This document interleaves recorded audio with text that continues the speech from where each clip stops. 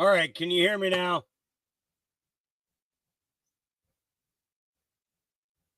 I'm not muted. Can you hear me now?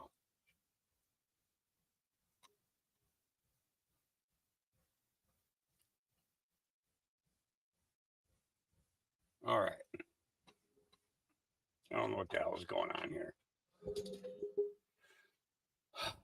All right. Let's do this.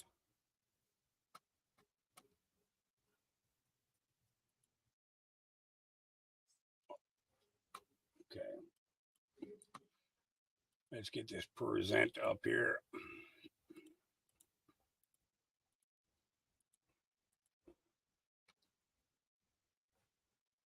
And kill my cam. Make this full screen. Get rid of that app.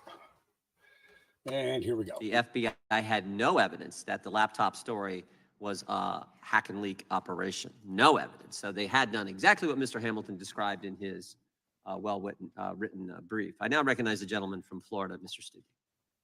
Thank you, Mr. Chairman. Yeah, just to... Hang on one second, Mr. Stubbe, if you would. I understand you have a hard stop, Mr. Hamilton. We wanted you to be able to stay for, you know, any Democrat want to ask you a question. If you got to run. Actually, I'm sorry. We watched this yesterday. I'm sorry. This is where I wanted to start right here. Okay. Now, another thing.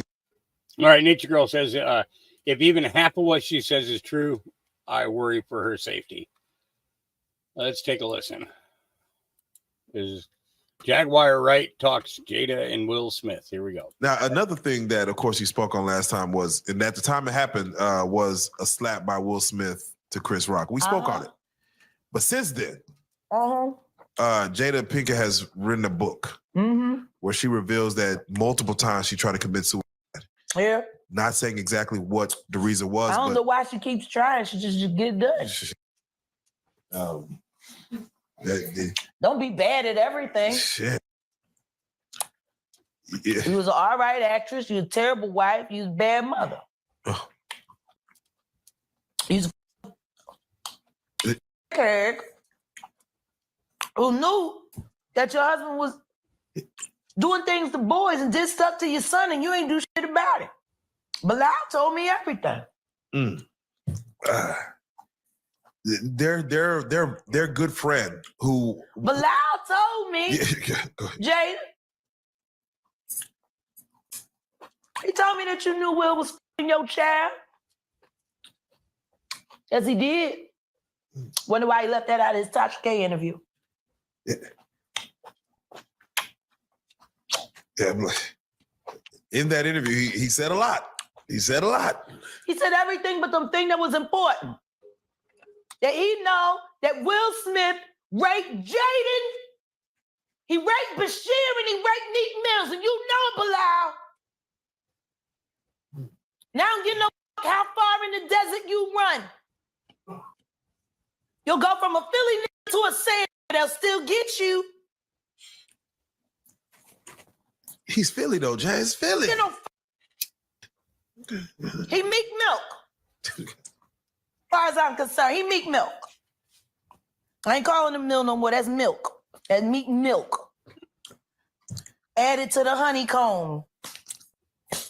You got a meal. So you believe the Dwayne Martin story that could have happened? Of course. Everybody know that shit.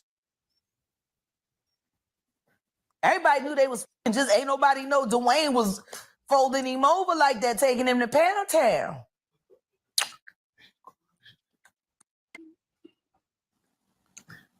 And all these black running around marrying these, sitting there convincing other women to go chase a fag. Go get you. Yeah. Look at my isn't he? Can you imagine if he's told the truth about their relationships? I want you to meet my husband. He a fag. Would you like to come over? I'll make cookies. Now, Jack, you know that's what these is doing. Hey, young man, come on over. My husband just wants to touch you for a little while on camera. I promise you. You won't feel a thing. Sniff this. Okay. So, Really? You stand on red carpets with and you sell an image of lies. Then you influence the public and ask the public to covet and want your life. Who wants that? Who jealous of that? A bunch of whack too afraid to find a real man and real love. So you marry a get for a Birkin bag and then turn your head while he's fucking a bunch of kids. I don't feel sorry for none of you, bitch. Don't y'all sit around writing your books, telling your sob stories. He was a going in. You should have known he was going to be a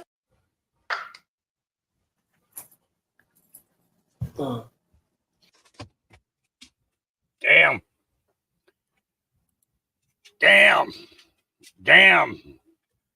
And we thought what happened to who was it that was who was it that Will Smith slapped at the awards thing there?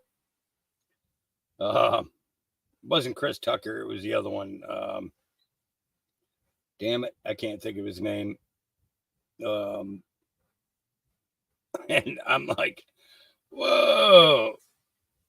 Chris Rock. Yeah, there you go. Chris Rock. Thank you. Yeah. So I'm like thinking to myself, boy, what a show that was. Him priming and propping for his woman, right? Priming and propping for his woman, going and slapping the taste out of Chris Rock's mouth. And he did that because she lets him fuck the kids. That's kind of messed up. Yeah. All right. Libs of TikTok says graphic. A citizen read from a pornographic book available to students in NEISD. I'm not exactly sure what NEISD is. Let's see if we can pull it up. All right. So this is Northeast ISD in San Antonio, Texas is where this is. The book has graphic descriptions of various sex acts. One board member responds, "This is revolting. This is in our schools." There we go. Page 368. I move my mouth to taste her nipples. They are larger than mine, luscious. My partner's hands pull me backward to lie across the table. He kisses Lorraine as Micah's tongue finds the sweet spot between my legs. It all becomes a heady mix of men, tongues, hands, fingers. The heat of cock and God orgasm. Mine, hers, theirs. I think other people are watching, touching themselves because this foursome is amazing. Beautiful people doing incredibly sexual things. Segue to dirty, nasty things. Thank you. I'm sorry. I'm going to ask a question now because I was under the impression that these books had been removed from our schools. What the heck is going on? Good, yeah. Thank you. This is revolting. I wouldn't even expect to read this in Penthouse if they still publish that trash. And this is in our schools? Come on. This book was in this morning. I Nick. again before I came to read it. Number 12. So finally, we got city council members that are saying something, but why is it taking this long? Why is it taking this long for people to get mad about it? Now, we've been mad about it for years. Okay. But now is when all of a sudden somebody's got something to say. I find this a little bit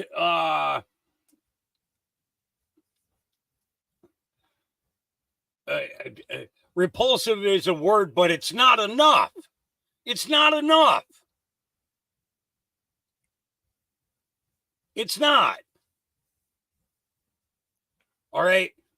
What we see the kids go through in K through 12, this indoctrination that they've been going through for years, is definitely effectually seen in our colleges right now.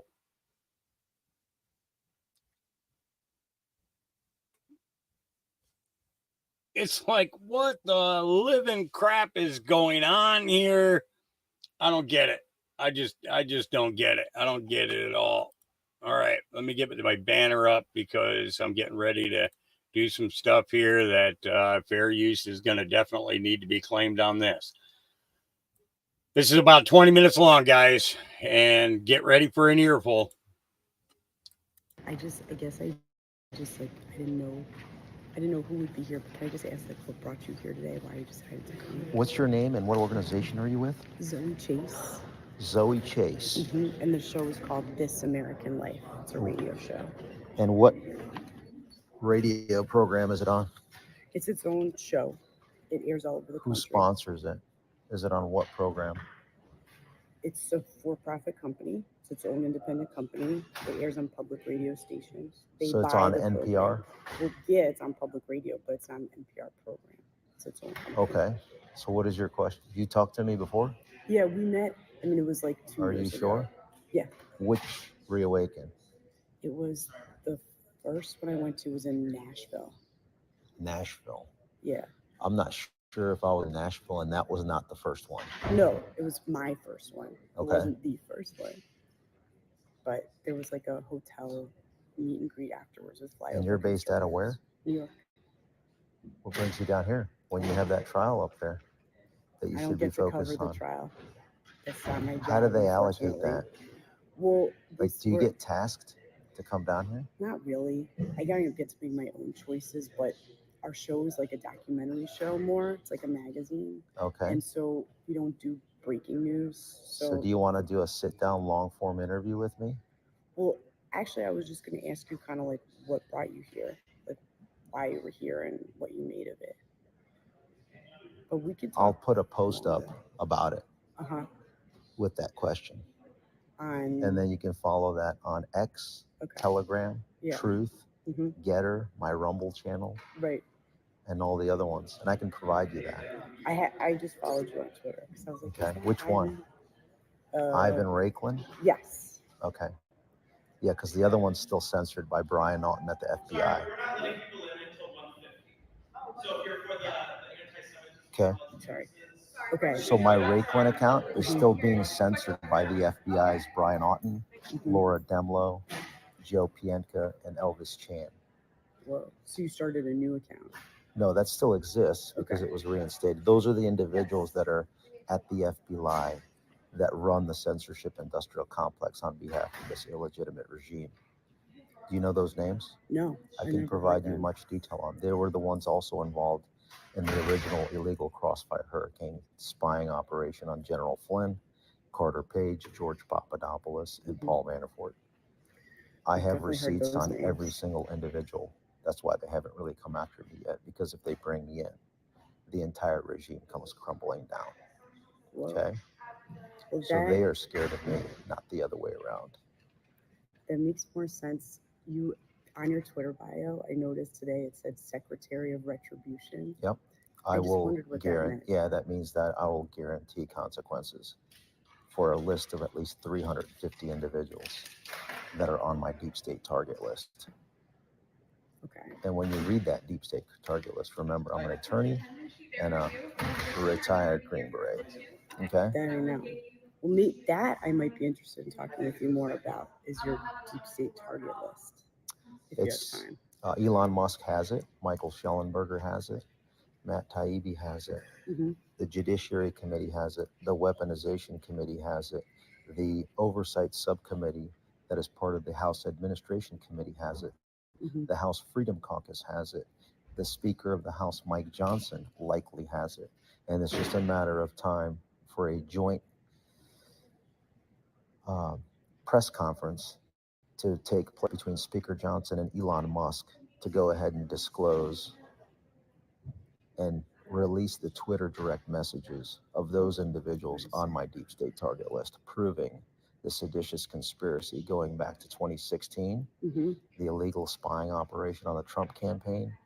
You're also going to find the involvement of Mike Pence and his chief of staff, Joshua Pitcock, in that conspiracy, along with Josh Pitcock's wife, Catherine Seaman, who was the senior Russia analyst for Peter Strzok, who was one of the two individuals that was deployed by Jim Comey and Andrew McCabe to get General Flynn to lie or to get him fired, as per Bill Priestap's notes, which was the Deputy Assistant Director of Counterintelligence at the FBI. That's a long I list. can go in much more detail, but that's generally the crux of it. Do you get to meet with Jim Jordan and talk about this stuff? I meet with everybody. All these guys? Every single member that you think I talk to or may talk to, I talk to them. And what do you guys talk about? Like, what's the reason that you talk to them? Everything that I put out publicly, I also provide that to them. And I guess I don't do mean anything is, behind the sheet, like behind closed doors. I guess what I Everything mean is is like, what are transparent. you hoping to get out of talking to them? Like, why do you do it? I want to guarantee Elon Musk discloses the direct messages for the mother of all Twitter files, so that the entire country can see what just occurred to them, starting from the illegal spying operation, the corrupt DOJ and FBI. The raid on Mar-a-Lago was to seize the evidence that was declassified by Donald Trump in the last few hours of his first term, which involved the Crossfire hurricane details, which would list all the names that I've mentioned so far. Whether it was Lisa Page, who was Andy McCabe's chief counsel at the time, along with Peter Strzok, a guy by the name of Joseph Pientka III, who is currently the number 3 individual at the San Francisco field office. So you have the special agent in charge, you have a ASAC, assistant special agents in charge, and then you have the ASAC for counterintelligence. That guy is a guy by the name of Joseph Pientka III, who was the second agent that was deployed to interview General Flynn on January 24th, 2017, in order to get General Flynn fired or to get him to lie. That was an entrapment. And that's the same agent that was deployed in August of 2016 to the Trump campaign to do what they call a counterintelligence briefing, a defensive one, but with the secondary purpose in order to, and this was him, Pientka, along with Trump, Chris Christie. You know that Chris Christie's attorney during his Bridgegate scandal was Christopher Wray? I didn't know that. Well, now you know. And then the third person in that meeting was a guy by the name of General Flynn. Joe Pientka was deployed by the Crossfire Hurricane leadership, authorized by the general counsel at the time, Jim Baker, who then later became the Twitter 1.0 number 2 lawyer, to coordinate the censorship industrial complex, to cover up and censor and suspend those individuals that exposed their corruption, okay? And it just keeps mounting and mounting and mounting the cover-ups. This is just they're trying to take out Trump now because they were able to take out their first existential threat, which was General Flynn, because he would have been the first one to go ahead and expose this level of corruption because he knows the system. Now that Trump knows the system after being 4 years in it, he is now an existential threat to that very DOJ, the national security apparatus. Remember, 39 individuals unmasked General Flynn, okay? One of them was Jamie Raskin's wife, Sarah Raskin. Totally unlawful unmasking. Look that up. The 51 individuals that said the Biden laptop had all the earmarks of a Russian information campaign, where your colleagues over at Politico published that on their website. One of those 51 individuals is John Brennan. Another one is a guy by the name of David Buckley. David Buckley ended up becoming the staff director for Liz Cheney's and Benny Thompson and Nancy Pelosi's January 6th cover-up committee. So it's a pretty small world, it sounds like. So David Buckley was tasked to create a list and do his deep state target list of political targets. So now it's my turn. I have a deep state target list, and I'm coming for all of them. And what does that mean when I say coming for all of them? It means the most legal, moral, and ethical consequences to the maximum, to include the maximum punishment for treason, I personally guarantee that they're going to face those consequences. And you can take a look at that list. Like, are you going to sue them? Is that what you would do? Just wait for it. Okay. You will see it. It will be so visible for the entire world to see and hear. I'll give you some examples. Okay. I'm going to incorporate the precedents that's already been set. So we're going to incorporate what was done to General Flynn. We're going to incorporate what was done to Steve Bannon, what was done to Peter Navarro, what was done to Mike Lindell, what was done to Scott Perry.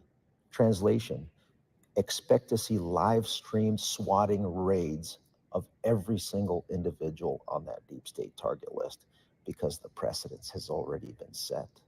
And with Remember when Mike Lindell in the Hardee's parking lot, the FBI went and conducted armed robbery of him in Minnesota? Remember when Peter Navarro was swatted in an airport? Remember when Steve Bannon, on multiple occasions within the U.S. Capitol Police jurisdictional zone, conducted swattings and allowed for swattings to take place of Steve Bannon and his residence? Remember the armed robbery and burglary of Roger Stone that was live streamed by your colleagues over at Criminal CNN. News Network? Yeah. That we're going to take in the collective and do that. Okay? Okay. It does not matter what happens in the election. It does not matter who That's what I was wins the gonna election. ask. This is going to take place at the hands of the American people, with or without an election, and with or without whoever wins the election. I guarantee you that that will take place at the county and state level, because right now the federal government is not in a position, because of its capture and its corruption. So imagine this. When you take a look at the direct messages and the geotagged location data of the 350 plus members on that deep state target list, and then you curate that, Elon Musk, and then do geotagging of the communications, and then you present those communications to name the county of the 3,143 county and county equivalents in our nation, the 50 states and the 6 federal districts, right? And then you identify where a treasonous communication took place. And then you present that to the local DA, similar to good old Alvin Bragg. That then will create the nexus to showcase this criminal, conspiratorial, seditious conspiracy and treason charge. And that local DA, the local sheriff, will then be deputizing folks like Ivan Raiklin and those of us that were thrown out of the military because we did not comply with the illegal DNA mutilation injection, the forced DNA mutilation injection. Do you mean the COVID vaccine? I'm talking about the CCP-19 lab incident money-making scheme by Pfizer, the Pfizer fail, the Moderna mutilation, or whether it was just a myocarditis making, heart exploding J&J jab.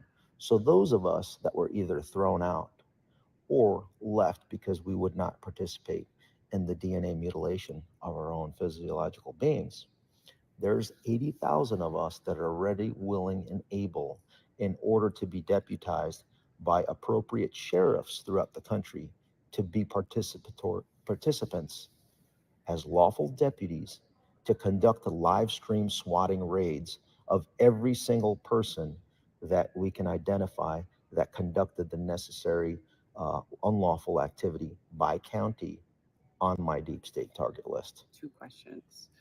Where did you get the 80,000 number? My first question. Yeah. So 8,600, about 8,500 approximately, were thrown out of the military. Okay. Because they wouldn't do the vaccine. Because it wasn't a vaccine. The name of vaccine, the definition changed before the rollout, and it was never approved by the FDA. There was never a product that was approved by the FDA to then be able to coerce and manipulate into other people's bodies. Don't believe me? Look at the footnote on FDA's own quote unquote approval of Pfizer's Comirnaty. Legally distinct, and the product was never created. The Pfizer BioNTech was created, but that one was never approved. That was only under emergency use authorization. Right. So I need to correct you on that one. You need to do some more studying, ma'am. Okay. I hear you. Next, 80,000. Mhm. Okay. As far as the 80,000 goes, that's the minimum that I see of folks that left the military early through retirement, ended their careers early because of the illegal mandate that was promulgated by and enforced by the entire chain of command. Those are also going to be many of the members on the deep state target list are those military leaders, quote unquote leaders, I call them failures within the Department of Defense and at the Pentagon that will face similar consequences for forcing and coercing unlawfully the mutilation of another person's body and thus minimizing and destroying our personal readiness So this is within all the post DoD. 2020 people you're talking No. about. Come on. Are you going to ask that question, that level of ignorance? 2016, Crossfire Hurricane? No. I mean, Hello? I'm saying the 80,000 that you I referenced. mean, at this point, you're wasting my time if you don't even have that level of context. Take a couple hundred hours to research the subject, follow my work on Rumble. Once you see that, I want you to identify one thing that I have incorrect, and then you can start coming after me with questions to scrutinize it, because you have not done the necessary requisite research to for me to even give you my time. So I think that's about it. Guess one last question. You don't have to It answer. better be intelligent. Well, I don't guess that'll be in the eye of the beholder.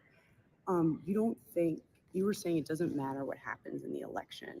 So you don't think you need sort of the protection of Trump's Justice Department to do some of what you're talking about? No, because we're going after the Justice Department.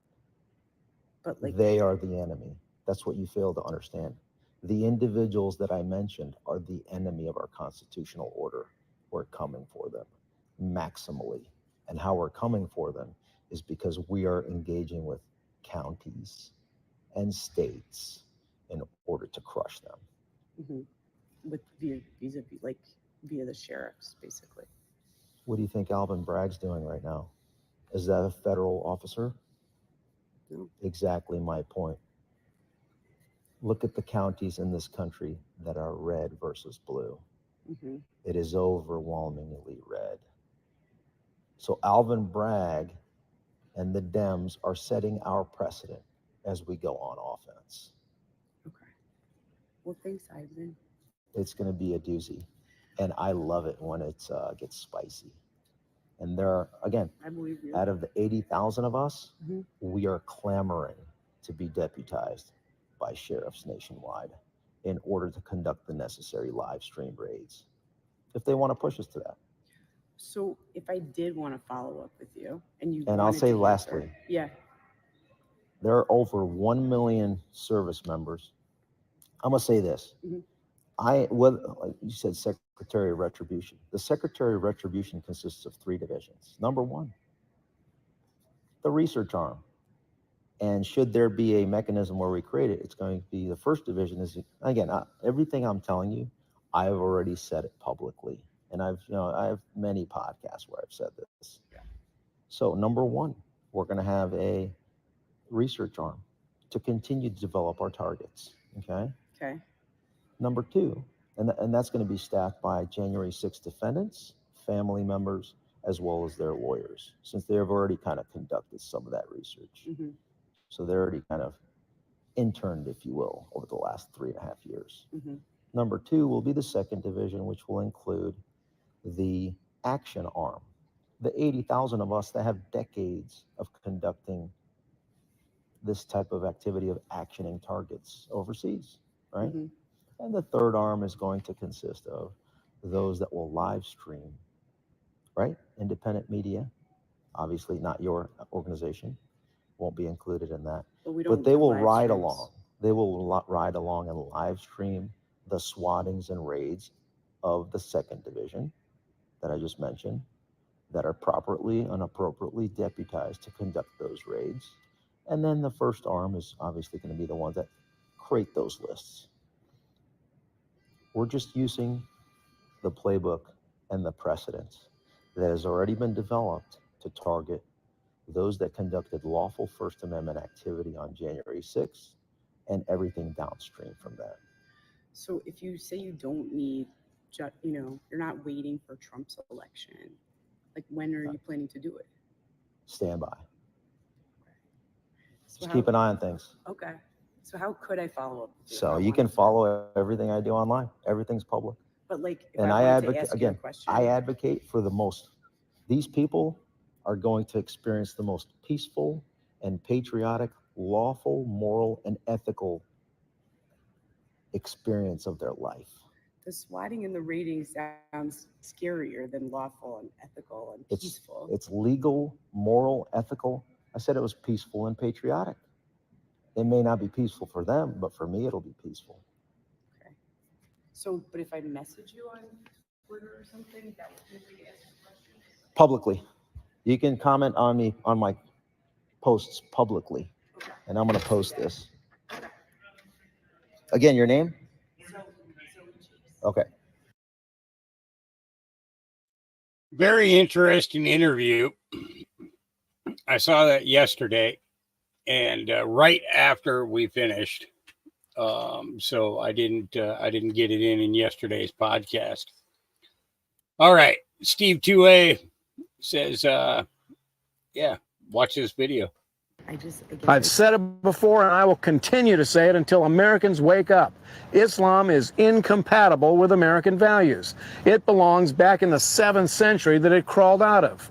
Now, if you've been wondering why moderate Muslims are so silent when it comes to the brutal violence that Islam unleashes on anyone who dares to be a non-Muslim, well, the main reason is because most of the moderate Muslims actually believe the violence is good and proper Islamic practice. Polls show that about 80% of all Muslims in America believe that. Now, the Muslims that believe that it is wrong to brutalize people don't dare speak out because they become targets, even right here in the land of the free, home of the brave. Now, Islam does not coexist with any other culture or religion. It is the duty of every Muslim to wage war wherever they are until every person submits to Islam. Now, let me put this into language that even a liberal can understand. Islam is based on hatred and intolerance, and we have overwhelming evidence to prove it. So where is the liberal outrage? The left in America is shamefully silent, especially the media, who should be exposing this outrageous sham of a religion. It appears to me that the liberal left would rather ally themselves with the murderous, wife-beating, Jew-hating barbarians of Islam rather than ally themselves with Americans who believe in God and country. That is truly pathetic. And don't waste your time, you goofy liberals, writing to me to declare that both Christians and Muslims worship the same God. If you believe that, you are truly ignorant. The God who created the heavens and the earth does not hate the Jewish people and does not call for the extermination of anyone who disagrees with it. Americans, you better wake up. The storm clouds of Islam are approaching, and you know what? It just might interfere with you sitting on your ass watching TV. I suggest that you stand up, turn off the TV, and start acting like Americans. I think that's pretty clear and conscious statement there. You know, he made it. He made it very clear, right? Marianne, can I get you to drop those links also over on the Facebook side, please? X people can find it without a problem. You know, to find Ivan. But if you could drop that over on the Facebook side, that would be great. Because a lot of people were asking who he was. And that's Ivan Rake. I believe his last name is pronounced Rakelin. All right. Before we get into any more serious stuff, I figured I'd throw a funny in here. And I think this is good. Okay, you young ones, understand something. As you get older, you're going to hear these words. At our age. What does that even fucking mean? My friend goes, well, you know, Caroline, I can't believe you still talk that way. Bitch, you new here? How long have you fucking known me? She said, yeah, but you know, at our age. At our age what? This is the first time I've been 70, bitch. I don't know how to fucking act. When I hit 50, I didn't get a fucking book. When you get your AARP card, they don't send you a manual and says, all right, you 50, bitch, shut the fuck up, calm down. Only thing that happened when I hit 50 is my don't give a damn button broke. I hit 60, I pulled that bitch out the fucking wall. I hit 70 and realized I don't even have to fucking like you. Okay, I ain't got time for drama. I'm closer to Jesus than you. Shut the fuck up. Move on.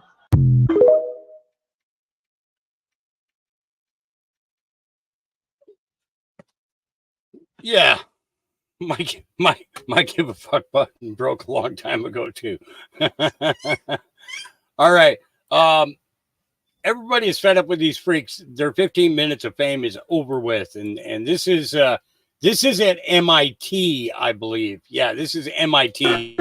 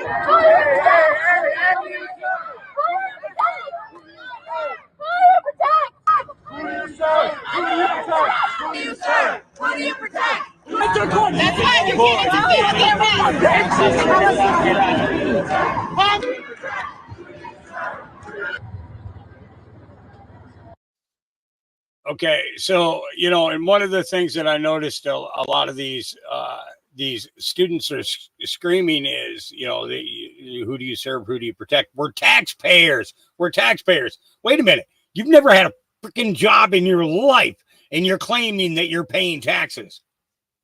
Okay.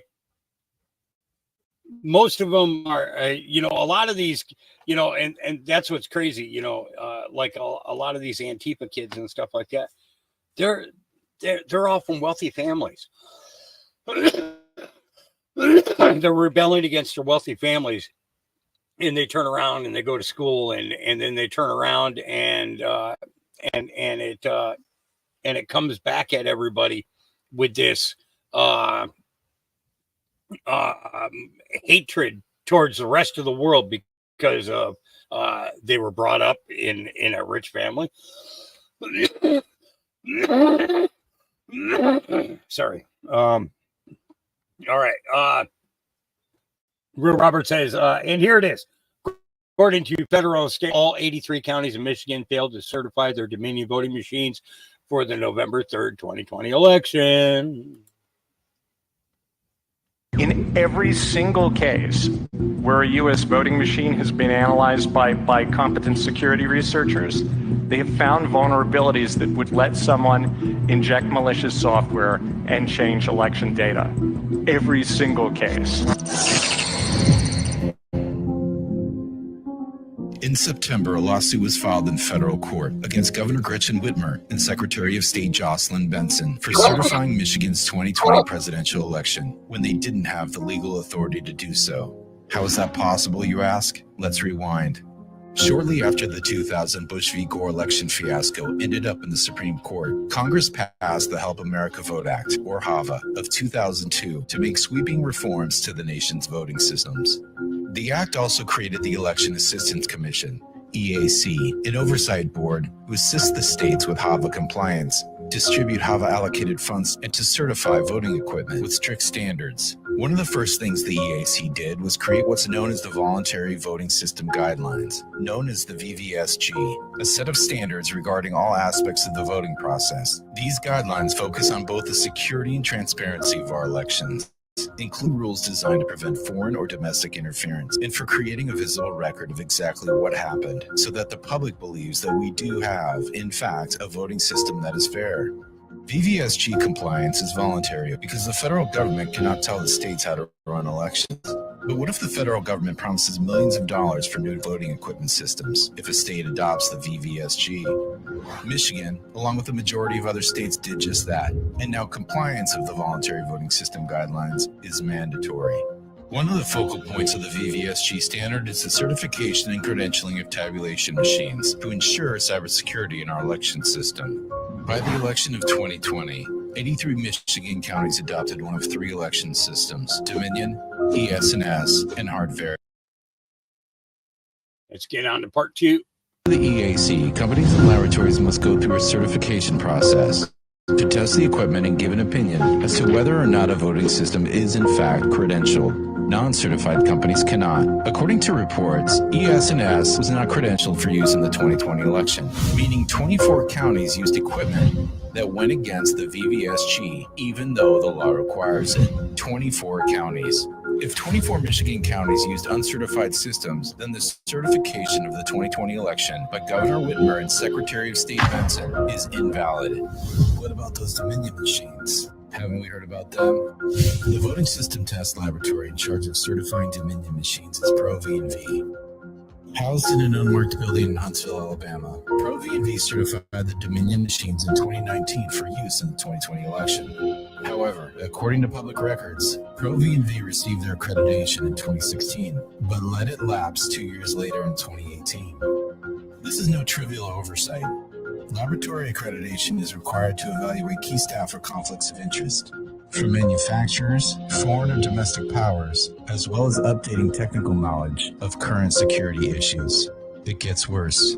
When investigators looked at Dominion's Democracy Suite 5.5 software configuration, they realized it was 2 generations older than the software that was officially certified for the 2020 election. That's right. Dominion machines used unaccredited software and were certified by Pro-V&V, a test laboratory that was not legally able to certify. That means election results in 48 more counties should be invalidated. The election in Michigan should not have been certified.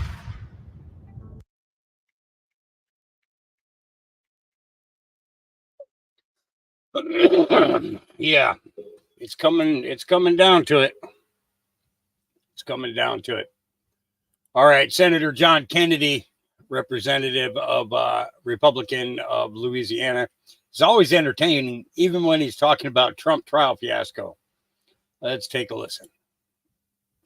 And we're going to be getting a few clips about the Trump trials today. Here we go. Here's my impression. I don't know Mr. Cohen. Yep. I've followed him. I suspect he doesn't get invited to too many parties. He reminds me a lot of Michael Avenatti, sort of a grifter type. I'm not saying Mr. Cohen. There's that fucking word again. There's that word again. Grifter. You know, this is what's funny. You know, I was talking with Auntie Wells on the phone, you know, and I don't share everything that her and I talk about, you know, but she said it to me one day. She said, I had never really heard that word before until we were talking about what was going on with Godlewski and a few others. Okay. And then it was like she was hearing the word like 25 times a day. And it was like, it's like this alternative language is now really coming forward. Okay. And the grifter part of it is the really tough part because, you know, okay, well, I'm going to be playing some clips here in a few minutes, you know, knowing what happened with Goldco and a couple of the other gold companies that are out there that are taking people's 401ks and retirements and everything. And let me tell you, when I play this clip that I got in regards to the 401k and people find out how much of a scam it is, people are really going to be pissed off. Because now it's like looking at taking your 401k and turning it into gold or silver. Okay. It's almost like, do I dare? Because, you know, of what the outcome it will be eventually, you know, and then, you know, and then how much is hidden in regards to the 401ks in fees that people don't even know about when it comes to you accessing your money. And the thing is, I'm not a financial guy. I've never had a 401k, so I don't know nothing about it. Okay, all I know is that it's something that people work towards and try to save for a retirement. Okay, so that when they're 65, that they can have a life finally after working for almost damn near 60 years of their life, that they well, I shouldn't say 60 years, 50 years of their life. Okay, that they finally get the opportunity to actually maybe enjoy life a little bit. Okay, but then we hear these politicians who are talking about raising the standard up to 75 years old. Go fuck yourselves. What do you mean 75 years old? How dare you? How dare you? While you're sitting there raking in the money, Pelosi makes $176,000 a year. Okay, she's been in there for 30 years, sure, but that still doesn't add up to $120 million. Okay, I'd like to know what kind of 401k she's got. All right, or any of these other politicians got. What kind of retirement did they have? Because they get paid for the rest of their freaking lives. They get paid for the rest of their lives. And it's like, whoa, wait a freaking minute here. So when it comes to that word grifter, we really need to be paying attention to why and how it's been happening. All right, back to it. Sorry. Type. I'm not saying Mr. Cohen has never done the right thing, but if he did, it was because he was probably constantly supervised and cornered like a rat. New York Times poll we talked a little bit about yesterday showed that in 5 of the 6 battleground states, Donald Trump is actually leading today. If the election were held today, Donald Trump would be president. Well, that's what this trial is all about. Well, here's the question. Do you think Donald Trump will be able to get a fair and impartial trial? And a plurality, 49%, said no. Well, this trial, I think, says more about our politics than it does about our alleged crime. Mr. Bragg, I don't know him either. My observation is that if you want to hide something from him, you put it in a law book. He is he's bringing a felony criminal trial, but he hasn't proved a felony. Here's why.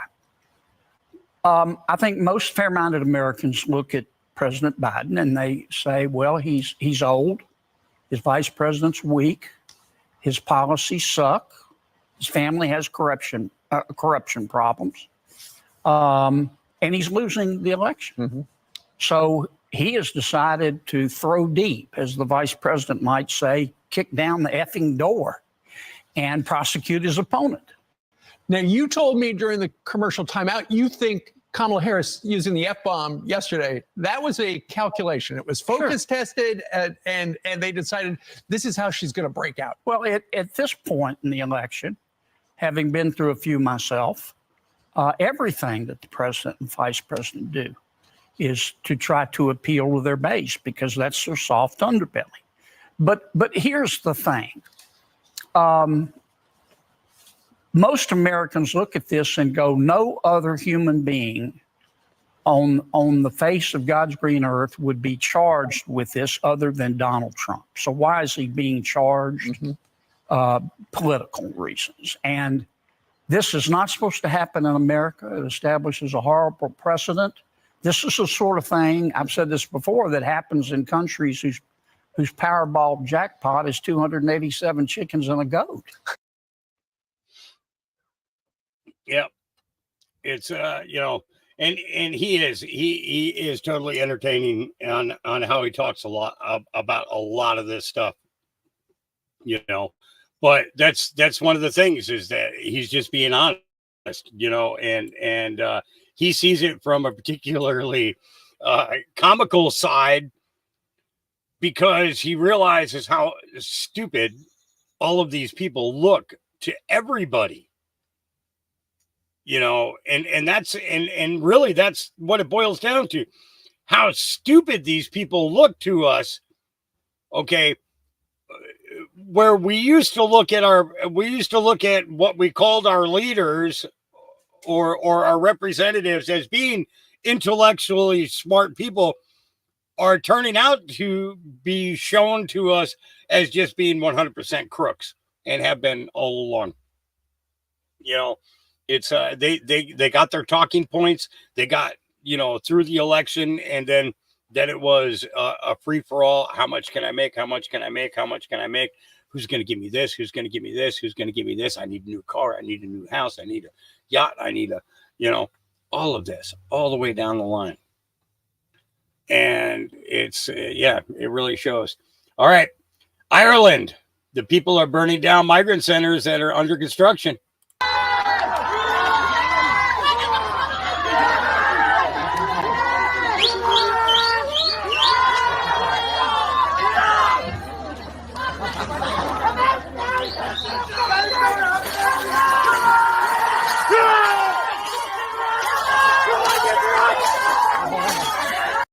Yep, Ireland's had it. I'm waiting for the moment that Americans have had it where that's concerned. I really am. It's going to be something. It is absolutely something. It is going to be something. All right. Flat Earther. Find out why military banned the first night vision goggles. Hint.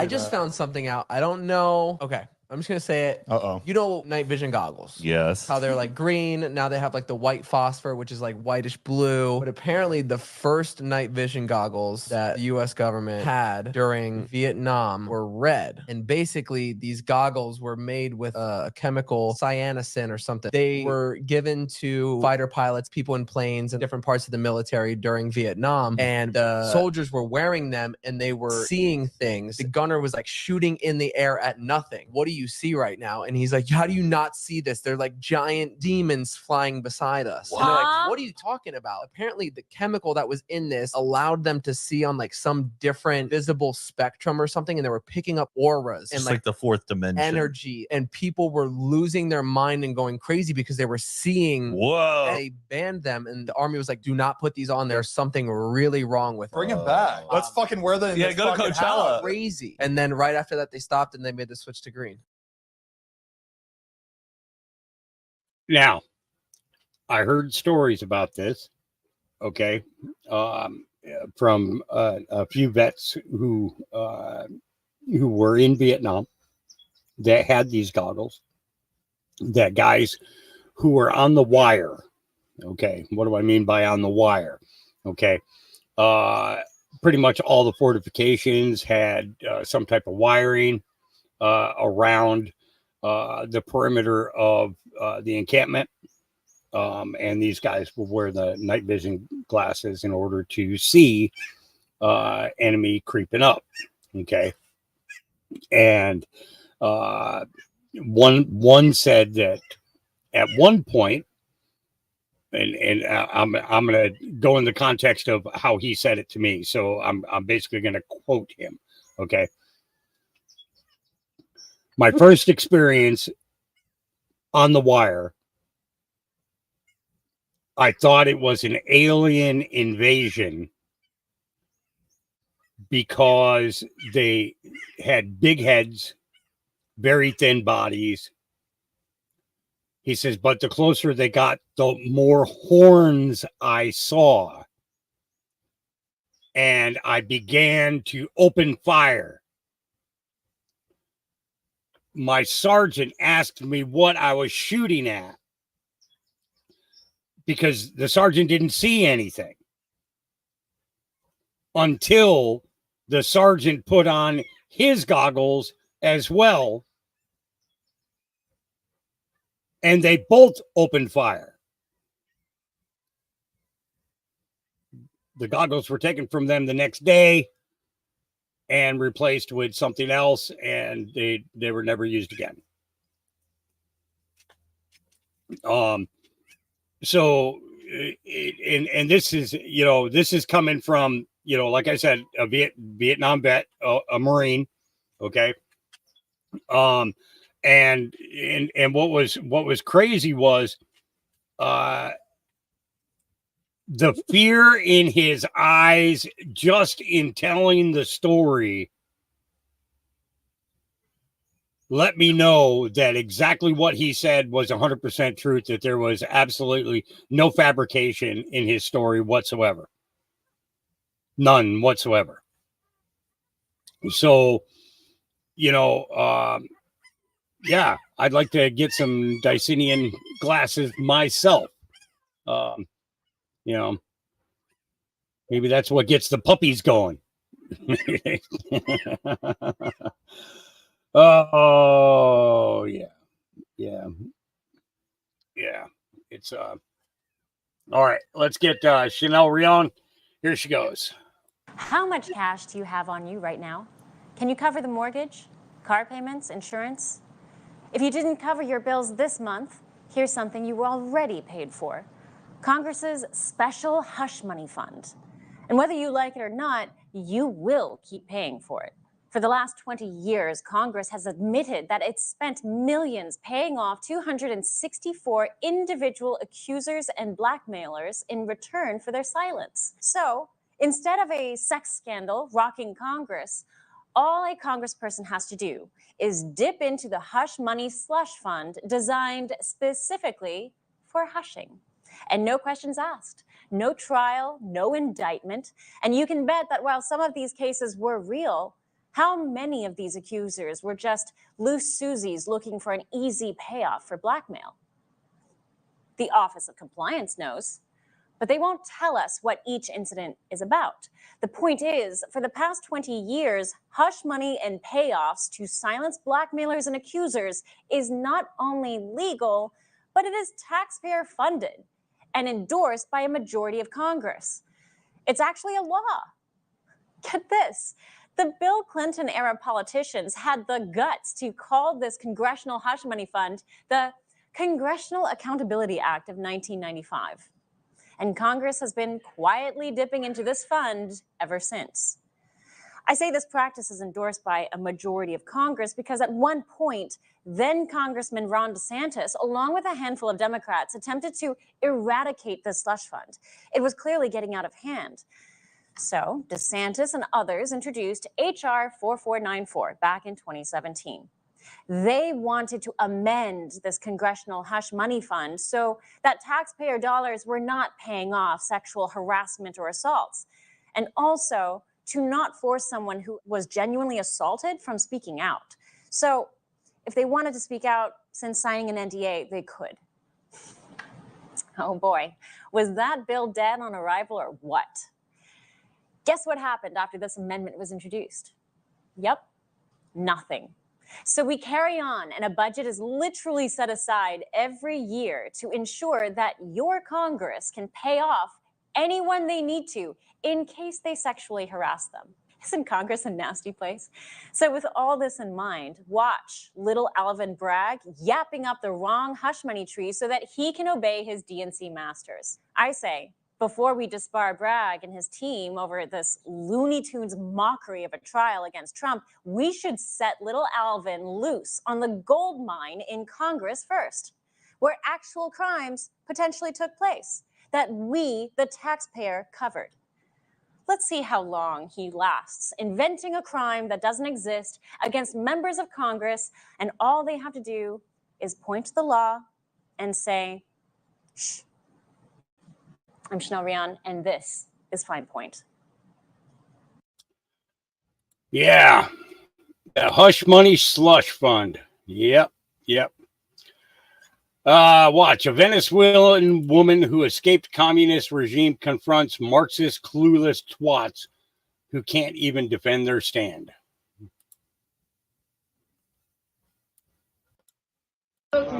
You know where I come from? Okay, I'm from Latin America. I'm from Venezuela. Okay, I'm from Venezuela. Okay, let's be nice. Okay. How many people is dead under communism? government, like with the Marxism. We're going to forget about. Oh, really? What happened for you, brother? You don't know what do to it. say? I can do it. Yes. You're fighting for something that you don't have an answer? You cannot argument. Yeah. You have no idea what are you promoting. You see how you smart, how you educated. You don't know nothing. What is it? You don't have an agree. I get educated to promote communism. I will never defend those. So what should we do? I have political prisoners in my country. I have to advocate for them, and they are both tortured, And what about raped, capitalism? killing. I asked you about capitalism. Yeah. What about it? You are in a capitalist country. And it's shit. What are you doing here? Why you don't move to Russia? Why you don't move to Cuba? Russia's not a communist. Because you will not turn Canada in a communist country if you want to try that. That is not going to happen. The revolution- People like us is not going to allow that. The revolution if you is really inevitable. want, what's revolution? The revolution What is inevitable, but revolution? success Yeah, is everyone not. is equal We must down. build the party that will lead Guys, the workers to learn, success. study. You have no idea what you're talking about. You cannot agree, you cannot support anything with a political prisoner who was kidnapped by a Miss, regime. with all due respect, And I that can is do what I me. please. You understand? And that regime support communists and Marxists. This is assassination, killing people, totalitarian. No freedom is what communism promotes. This kid is so excited about communism and Marxism that this woman is telling him, "You're stupid," but she's being polite about it. She's just saying you're uneducated about this. And this poor kid is like, we needed to free the people. You don't free people with socialism and communism. You don't. You make it worse.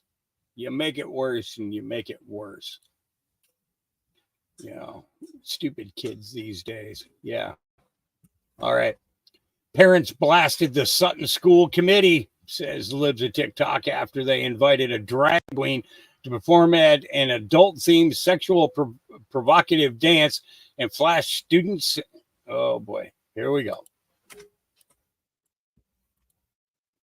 You should be fired for allowing a guy in a woman underwear to dance before the children. The police should arrest you and should investigate the video because you allowed a guy in a woman underwear to dance before the children.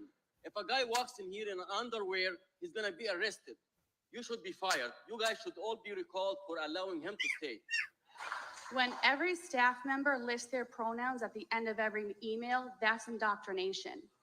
When I email a teacher about my son and call him, his, and they reply responding, calling them only they and them, that's indoctrination. I went to school here. My children went to school here. My grandchildren went to school here. Thank God they don't go to school here anymore. I have a degree in education, but I did spend most of my career in business. I was president of a company that marketed from Maine to Maryland. So I think I recognize BS when I see it. No adult should be discussing a child's sexuality. No adult should be talking about their own sexuality at school with our kids. This is a huge, inappropriate, dangerous precedent to set because what comes next? Yep. What comes next? What comes next? Yep. All right. I thought this one here was pretty good. Sherry says, boom!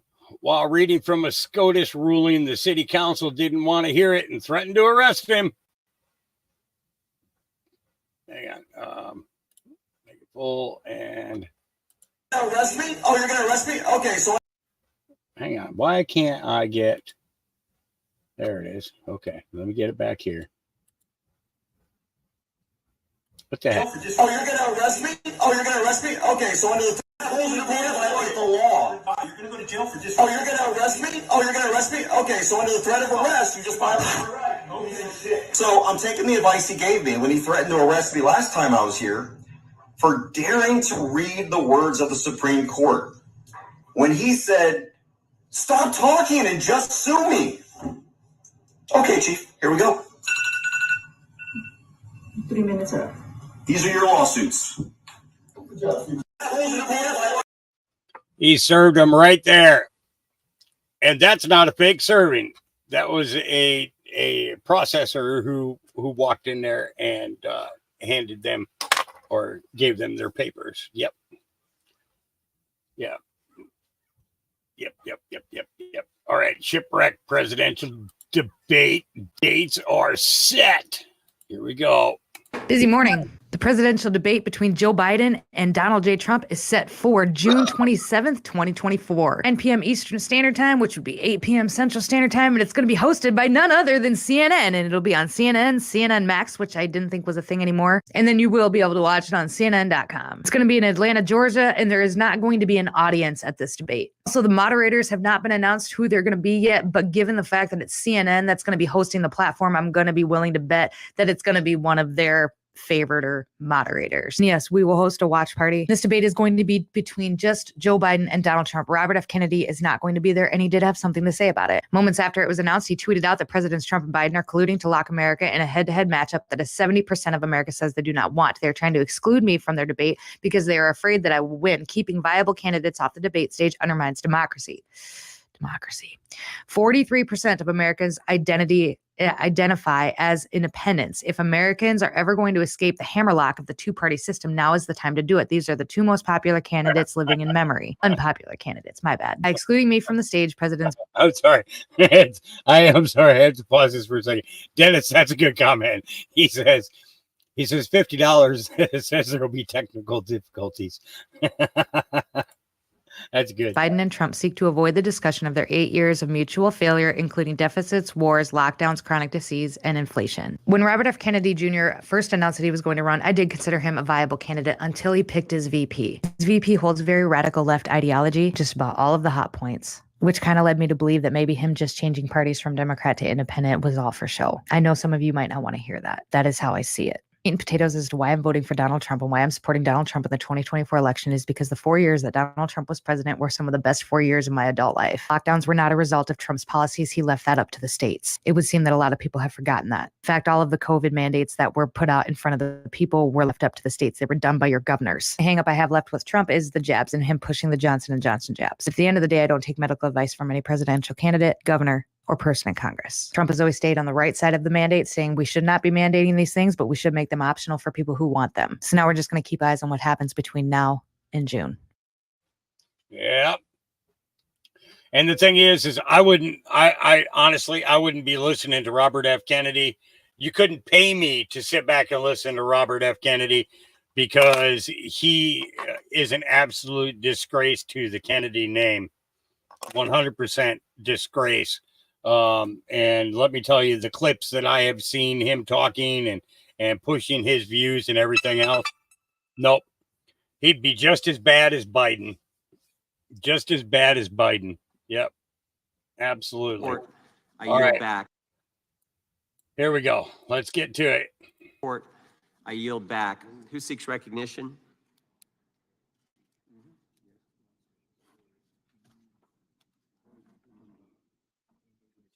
Question. Gentleman from North Carolina is recognized. Thank you, Mr. Chairman. This is a very simple matter. There is no ground whatsoever to withhold the audio tape. That tape must be quite something.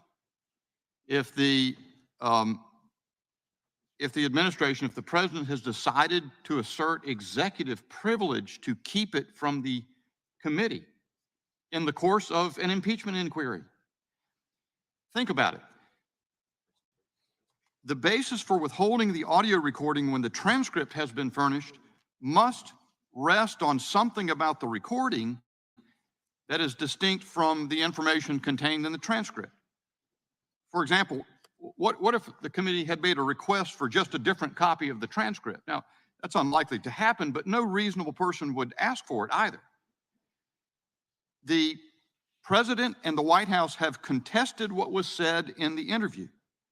The special counsel in his report, predicated his decision not to prosecute an obvious violation of statute in the president's reading from classified information to his ghostwriter to satisfy the terms of his $8 million book retainer on his finding that the president was elderly and forgetful. In other words, he placed tremendous reliance on what is called demeanor evidence. The president and the White House have viciously attacked the special counsel's characterization of the demeanor evidence. That is, whether and to what extent the president appeared to have limited capacity as a witness to testify from memory.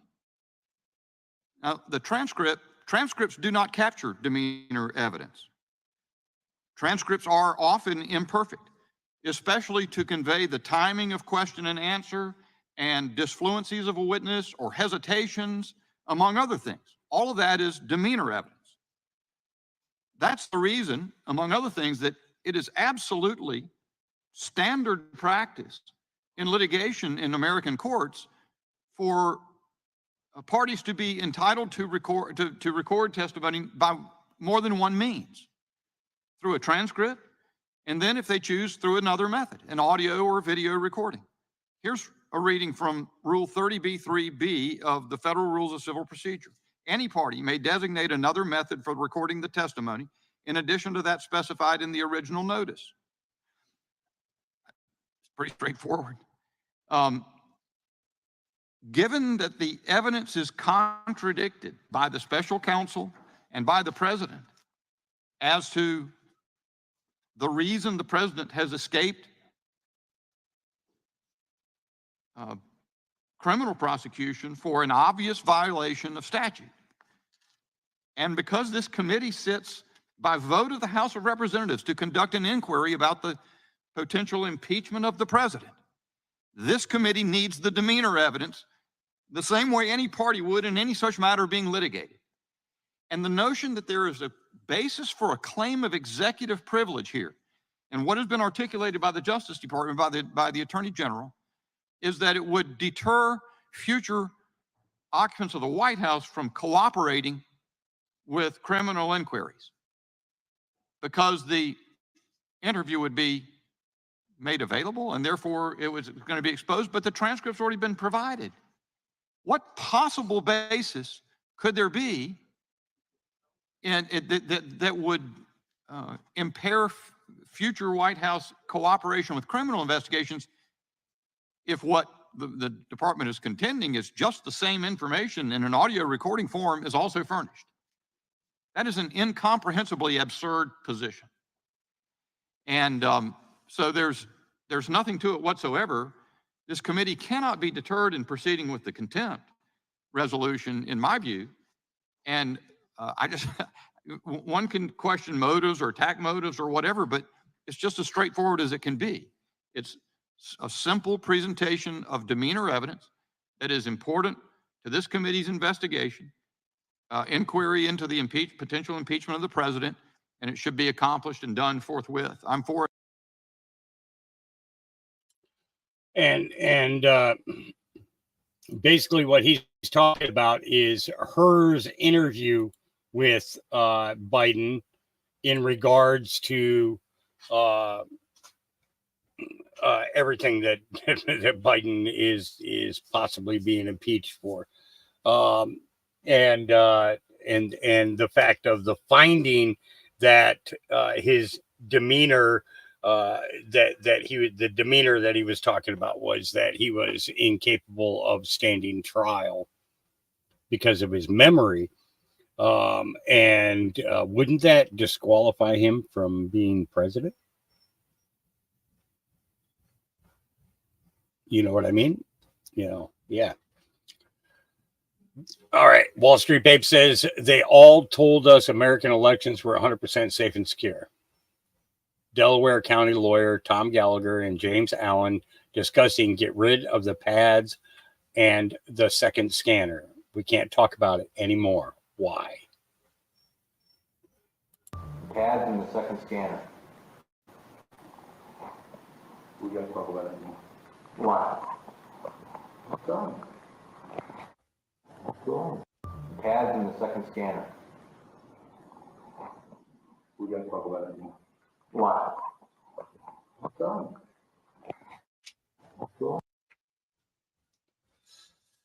It's a felony. Yeah.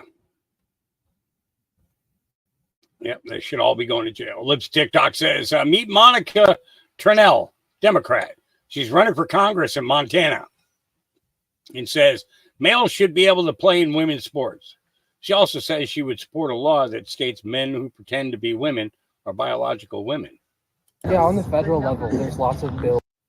Yeah, on the federal level, there's lots of bills that would enshrine trans women as biological real women under the law.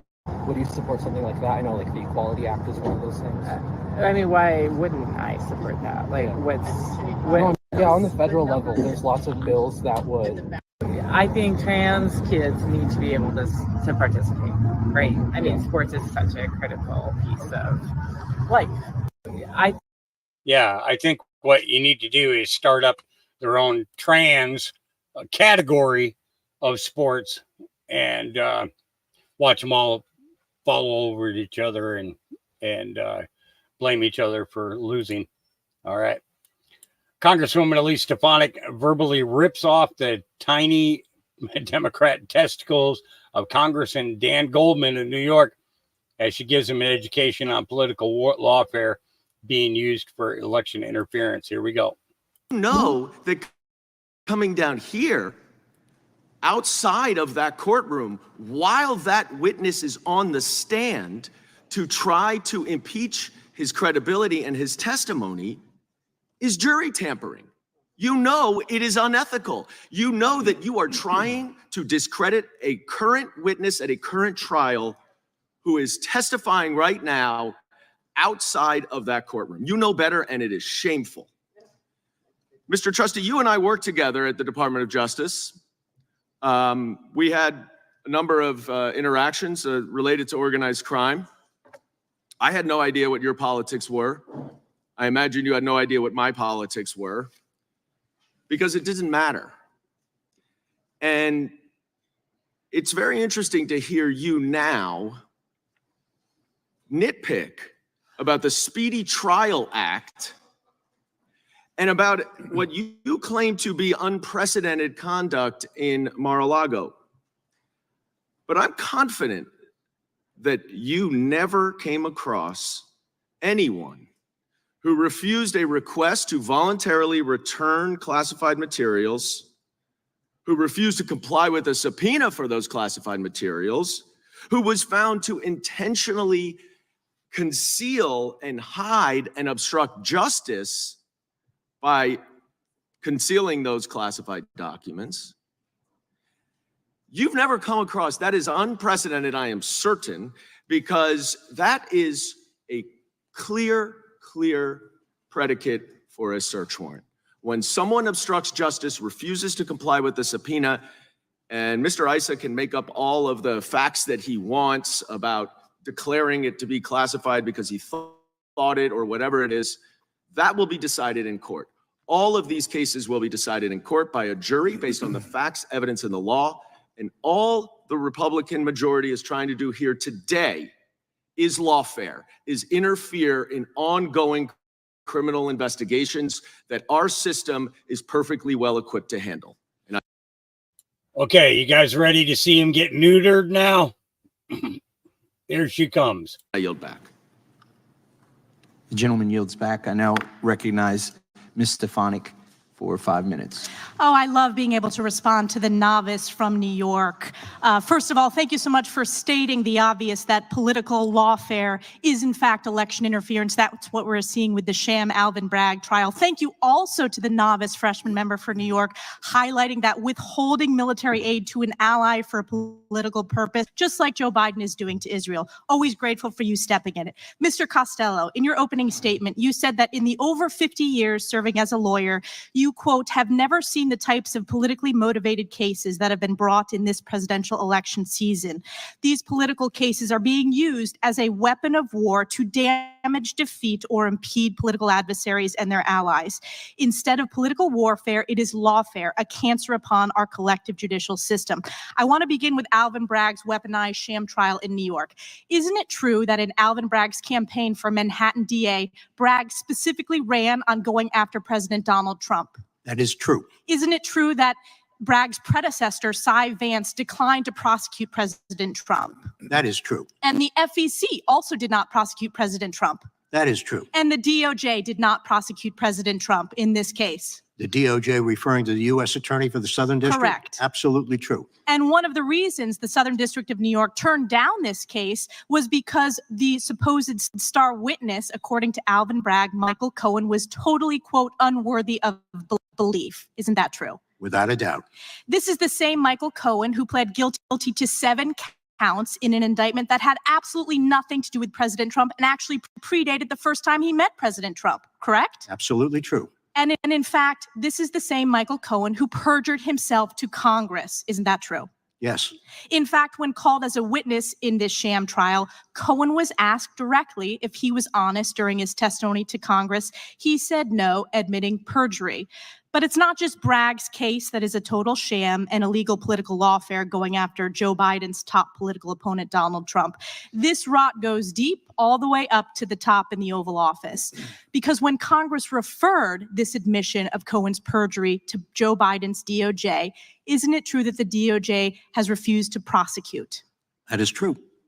Isn't it correct that Michael Colangelo, who was the 3rd highest ranking official in Biden's DOJ, was transferred to Bragg's office to run this weaponized prosecution of President Trump? Isn't that true?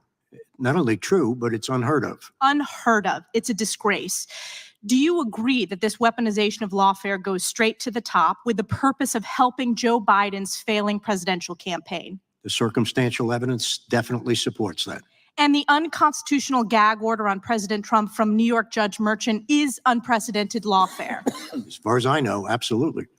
And let's go to the daughter of the judge. Isn't it true that she is raising millions of dollars off of this sham case? Well, I have to say I've read that in the media. I don't know it of my own knowledge. It is true.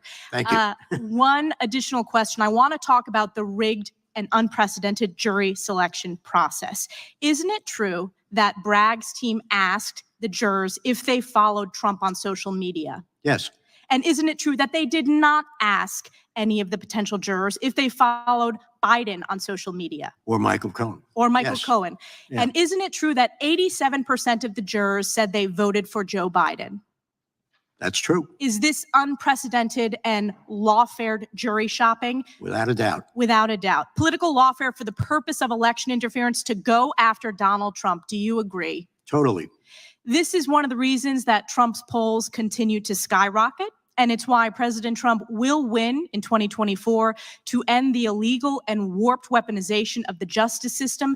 Because if they can illegally go after Trump, they can go after anyone. I yield back. Neuter City. Yep. Take his little testicles right off. We're going to be covering a couple of clips on this. It's not an airport. Leave when you want. Nobody cares. Stormy Daniels.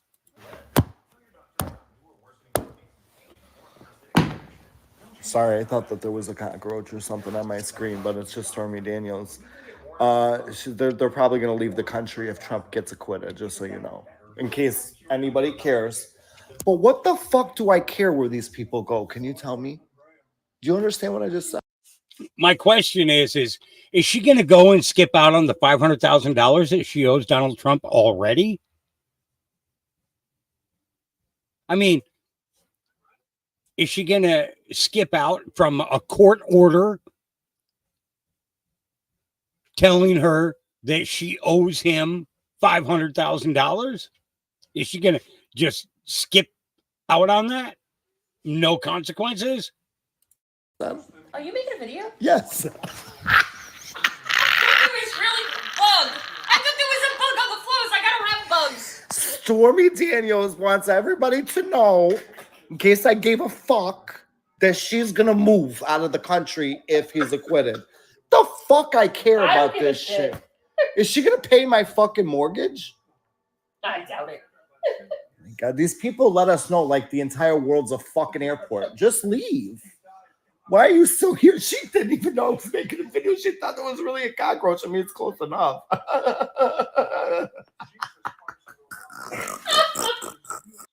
That's your conservative aunt for you. He is funny. He is funny. I give him that. I give him that. Absolutely. All right. Cocaine found in the Capitol. Oh, boy. Oh, boy. Here we go. Cocaine was found in the Capitol. Capitol Police spotted a baggie full of white powder in a hallway on the second floor of their own headquarters. They tested it. Cocaine. Capitol Police opened an investigation, which we hope will last longer than the White House cocaine investigation. 11 days. No suspects, no video, and they destroyed the evidence. Primetime already has a few persons of interest. The Democrat Senate staffer who shot a gay porn film. Also, the entire California delegation. And there was some person who was in the Capitol a while back. I just can't put my finger on it. We'll let you know how this one turns out. Fox News alert. Cocaine was found in the Capitol. He was saying that Hunter Biden was in the Capitol building that day. Yeah. All right. Okay. So I'm going to go to the thread on this one because there's a couple of videos. This is what happens if you are a real journalist, camera person, going to University of Washington, Gaza camp. Yeah, the Gaza camp. It's no longer the summer of love. And you notice that this guy is holding a foam-covered baseball bat. Yeah. Okay. Look at this guy. Dude, are you on drugs or something? Look at this guy. Look at this motherfucker. Hey. Dude, you on drugs? Hi. Rick and Morty. Rick and Morty. Rick and Morty. Rick. I'm glad you like Rick and Morty. Rick and Morty. Who are you here with? I'm with Fox 13. Fox who? Fox 13, Channel 13. Okay. Do you know, like, kind of why we're asking you not to film? Yes, and honestly, I don't care because this is a public space. It's a newsworthy event, and I have a right, just like she has a right to record me because I'm in a public space. So it's a news thing. I have a right to record. And you don't care that you could be putting people in danger? How is it any more danger than her recording me? I mean, How are you being put in danger right now? Because there are people who are actively trying to dox folks at this camp. That's already happened. So you understand that you're going to a public event, a public protest, an ongoing public protest, that you want to get your message out, but then you don't want anyone to record that. You understand how kind of absurd that is? I mean, we're not stopping anyone from recording. We're just asking you to get people's faces. And you are Look, I'm shooting. Well, it would help if he didn't come right up to me. But I'm from here. I'm shooting the scene. Have you talked to our media team? I don't need to. I mean, it's a helpful thing. That's why they're there. I'm just here to get footage. I'm not here to do any interviews. It's just, hey, it's what is it, Wednesday? Do you It's wanna still talk here. To our media team? I'm Not sure really. They're very happy to help you with that. I'm going to shoot footage. I'm going to shoot footage, and then I'm going to leave. And I don't need to talk to anyone because I'm not here to do interviews today. It's just still like here. you're allowed to record in public places, we're allowed to stop you from recording. No, you're not. You're actually not. RCW 9A. RCW 984. Fuck you. There is a statute that says you cannot interfere with other people's. Because the so-called sacred law, sir. The good old sacred law. Philip, don't forget Philip. Don't forget Philip, sir. We have someone named Philip you must listen to. Philip, do you know Philip? Do you know Philip, sir? Sir, I'm trying to talk about Philip. Do you know Philip?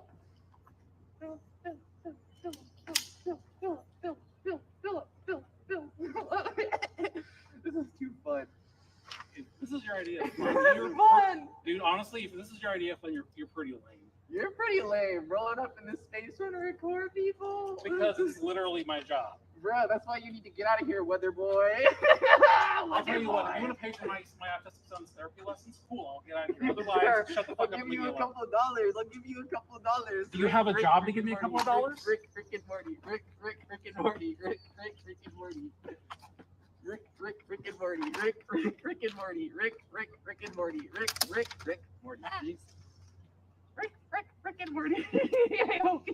Yo, this is some valuable film you're getting. Damn. It is. Damn, yeah, some valuable film you getting. Yep. All right. Touch it again.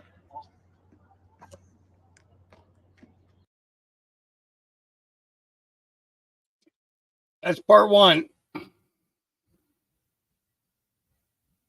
Here's part two.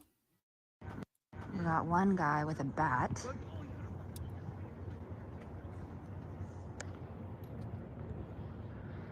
I think they're gonna harass. Oh, they're here to harass the newsman. Right there.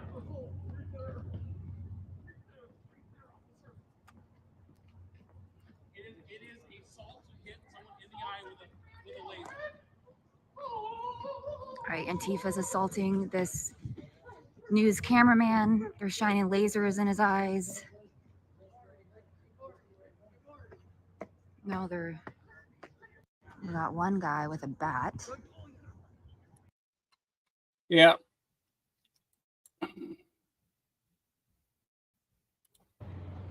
Antifa's at this camp and they're staying in that blue tent. They're running security.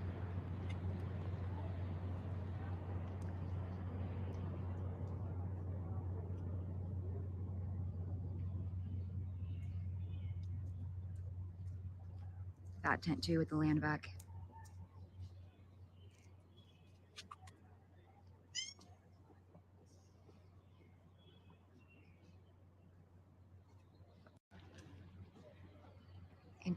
Yeah. I think that was the last one. This lady here, she's not even worth listening to. So the games continue. In case you missed it, a Texas court has now ruled that the November 2022 election for district judge position in Harris County seat of Houston, which was decided by less than 450 votes, was marred by more than 1,700 fraudulent ballots and has ordered a new election for the office. And there's the documents in it. I'm not going to go into reading all that. So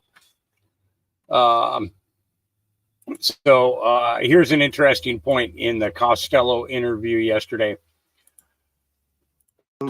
I mean, there's no coincidences here. The fact that Judge Merchan has had all of these cases, and by the way, when he finishes with the Donald Trump case, Steve Bannon is next. Out of all the judges in New York County, somehow they keep on coming up with the same judge. Coincidence? I don't think so. I don't believe in them. I think it's all coordinated. Let me just I mean, there's no. Yeah, there's no coincidence. And what was one of the first Q posts was there is no such thing as coincidence. Everything is intentional. Everything. Yeah. So two powerhouses meeting right now. Putin and Xi both are working together with Trump to get rid of the worldwide corruption and enter in greatness. This meeting should be front page news, but nope, no news organization is talking about it. Nobody's talking about it. CNN hasn't covered it. Fox hasn't covered it. MSNBC hasn't covered it. I went through a lot of their feeds this morning to see if anybody would talk about it, but it was not mentioned on any of them. All right. Representative Anna Paulina Luna Biden, you're going to lose. Thank you. I also want to point out that they are telling people that they can't have cameras in the courtroom, but if they had nothing to hide, and if they're truly being honest about this, why is it that you guys can't be in the courtroom and see exactly what we're seeing? Just because we're members of Congress does not mean we have authority more than you guys to know exactly what's happening in that courtroom. So just an update. The president is doing well. He's in good spirits. We are here today because we know that this is nonsense and should not be happening in the United States of America. Furthermore, to Cohen, who had admitted to lying to members of Congress, that's contempt of Congress, just so that you are tracking. And I want to follow it up by saying this. It is by no coincidence that you have Goldman, a member of House Oversight who's a Democrat, prepared Cohen for his testimony, is also retained by the judge's daughter as a client. Does that seem like it's not sham to you? It is corrupt lawfare. It's the Biden prosecutions, and Biden, you're going to lose. Biden, you're going to lose. Yep. All right. I'm not going to go into that guy. This is that guy who shot that Prime Minister Fico's, a video of Slovak Prime Minister Fico's shooter was leaked online showing 71-year-old Huraj Centello saying he shot the Prime Minister because he disagrees with government's policies. Yeah, it's pretty much why every assassination in the world has happened, right? Yeah. West Virginia State Senator Craig Blair, a 20-year incumbent, was defeated this week by his primary challenger, Tom Willis, Republican. Why? He sold out his constituents and caved to the left and voted to subsidize health care for illegals. Let this be a lesson. If you don't put America first, or if you don't listen to your constituents, you're going to get ousted. Yep. So, moving on, shipwreck. With the closures of Red Lobster, Chili's, and Applebee's, are we looking down the barrel at a franchise war like depicted in the 1993 classic Demolition Man? Is all we're going to have left McDonald's?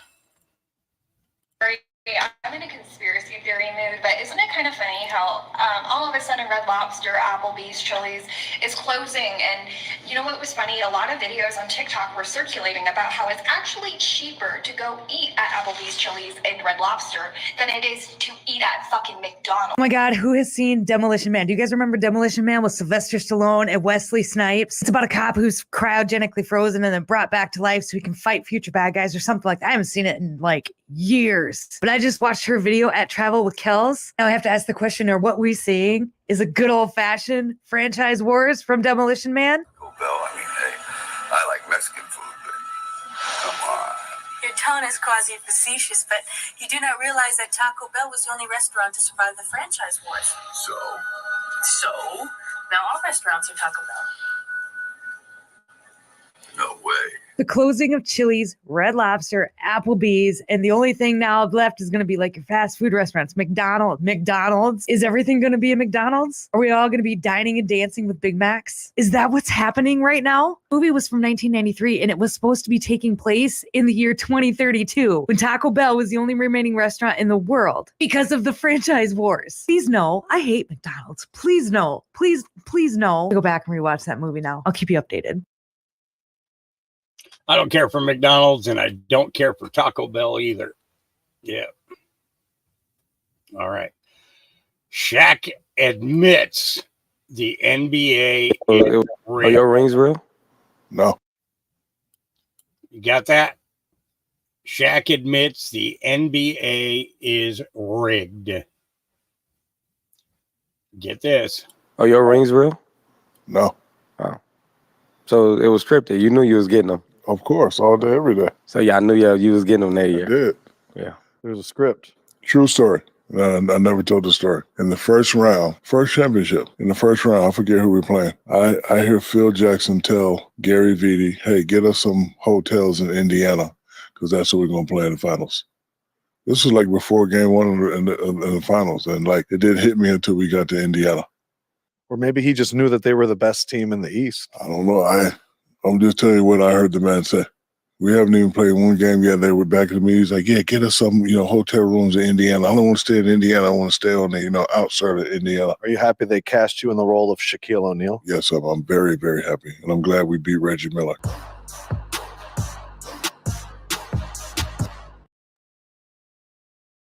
Were you happy that they cast you as the role of Shaquille O'Neal? Yeah, and I'm glad we beat Reggie Miller. Crazy, huh? Yeah. You'd be saying, like me, this border invasion hasn't affected me, but what has it done to a lot of people? This guy's testimony will blow your mind.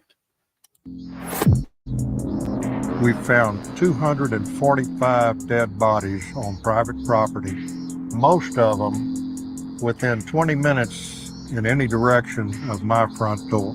And since then, not only on my ranch, but just about every ranch in Brooks County, people have had to deal with people dying from being trafficked through their ranch. Now, what kind of damage is being caused by all of this human traffic coming through? Big ranching operations have their fences cut so frequently they can't run cattle on that particular ranch. They'll break into homes and then set them on fire. I mean, the disposition of the people is just terrible. They're willing to fight now. We had another situation, and it was a guy carrying a rifle leading 33 Chinese. Wow. We found.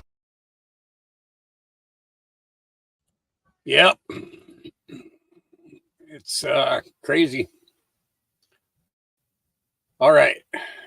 You have no idea how under attack by evil you are. Yeah, we do. We got a damn good idea. Here to remind you why you guys are online arguing still about chemtrails and your government having technology to manipulate the weather. You guys are online arguing about these jabby jabs, if they're safe and effective, or are they just bioweapons, technology that was injected into you for an ultimate purpose. I'm here to remind you that your government just had a hearing about technology that the CIA utilizes and has their hands on that can invade people's thoughts, distort their reality. Imagine what you could do with that technology. Imagine who you could control. Imagine the things that you could get them to do with that type of weapon. Oh, that's just a conspiracy theory, huh? Weapons, aren't they? That's correct. There's no entry or exit wound. How they're designed is to make the target feel like they're crazy, like they're imagining things. And you guys also said that these attacks are happening right here in this city. Is that correct? I mean, there have been some that have gone public with respect to Washington, D.C. I think it was Mr. Grozev said you spoke to a Russian agent who said that they believe that Americans are using these same weapons on them. Is that correct? That is correct. Might that have something to do with part of the CIA's motive to cover up the existence of this tech and these weapons? That is a very logical possibility. Thank you, Mr. Chairman. I yield back. Gentleman yields. Chair enough. Yep. Oh, it's very clear. Laura Loomer says, watch. This is January 6th committee chairman, Benny Thompson. Good morning, Congressman Thompson. Hey, how you doing? Pretty good. So why hasn't the J6 committee followed through and handed over their deleted communications with Fannie Willis? With who? Fannie Willis, y'all deleted your communications with Fulton County DA Willis, and the House Oversight has asked for those communications, and the J6 committee hasn't provided them yet. Well, as far as I know, everything's been provided. Well, there's letters that say otherwise. Yep, I'll just walk away and not answer your question because I'm not obligated to help you put me down. Yeah. This guy's got some good thoughts. This right here. This right here.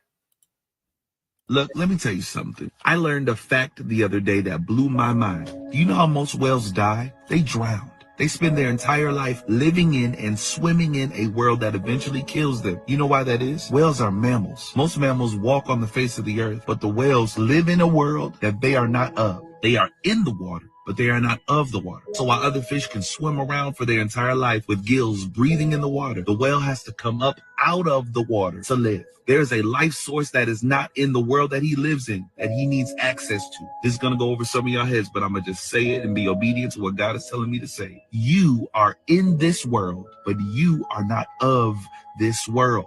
And I'm saying this because there's a lot of y'all who are like, yo, Russ, I'm working on my mental health. I'm working on my physical. I'm getting more rest. I'm eating right. I'm working out, but I still don't have peace. It became apparent to me that we are unaware of our needs. We know if we're hungry, we know we need to eat. We know if we're thirsty, we need to drink. If we're tired, we know we need rest. If we're stressed out, we know we need to work on our mental health. But you are completely unaware of how to tend to your spiritual needs. You are not just a mind. You are not just a body. You are a spirit wrapped up in the flesh of a man and a woman. And in this life, you need God. There's no other way around it. You need God. You need to pray. You need to worship. You need to seek his face. You need to read your word, because in this life, if you don't learn how to come up for air, you will drown.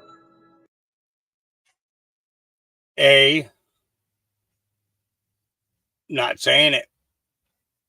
Not saying it. Nope. Not saying it. All right. Here we go.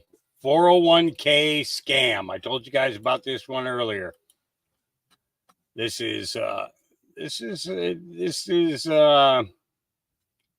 was a little surprised. And like I said, I never paid into a 401k. None of the companies or organizations I belonged to had 401k available or anything like that. Yeah. Yeah, we don't use the word amen, because when you say amen, you're actually giving the prayer to somebody other than God. You're giving it to the old Egyptian god, Amun-Ra, is who you're giving it to.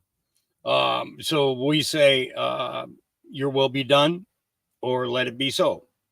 And that's how we end that stuff. So, but I was saying as in like the Canadians do, what,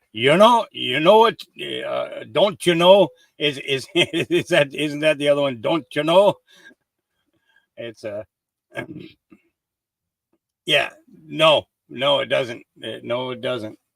No, you need to do some research on the word amen. Yeah. Oh yeah. People will learn.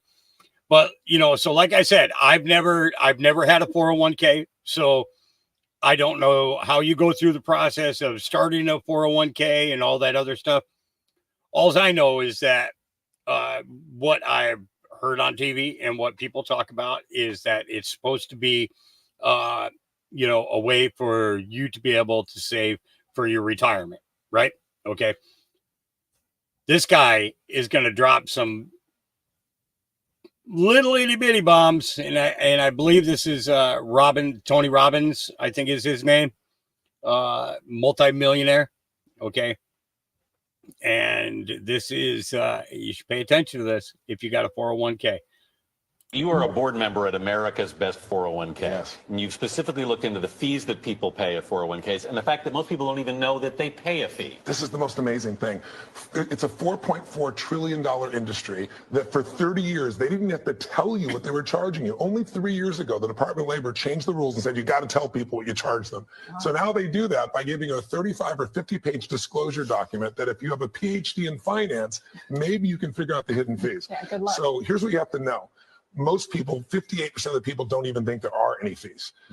I did 3 core messages for your viewer. 1, fees matter and you're paying them. A 1% in fee, because of the compounding over time, costs you 10 years of retirement income.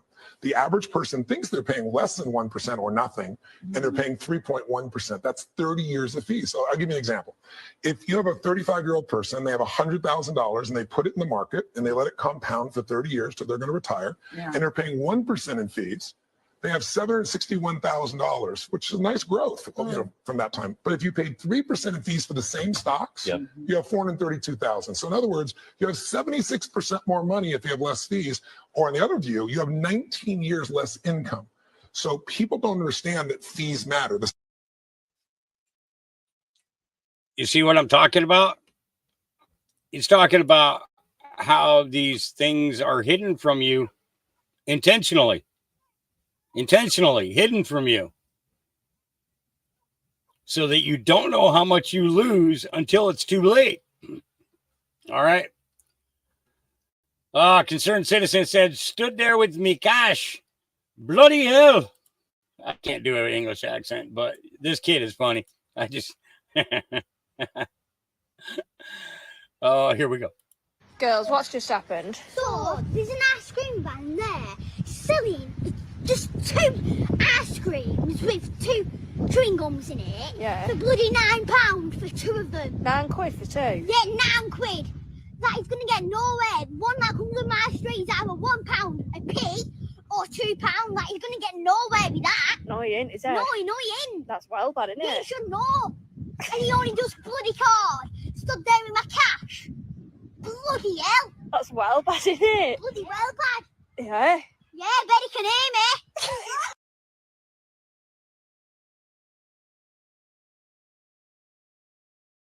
I didn't understand about half of what she said, but I still think it was good. You know.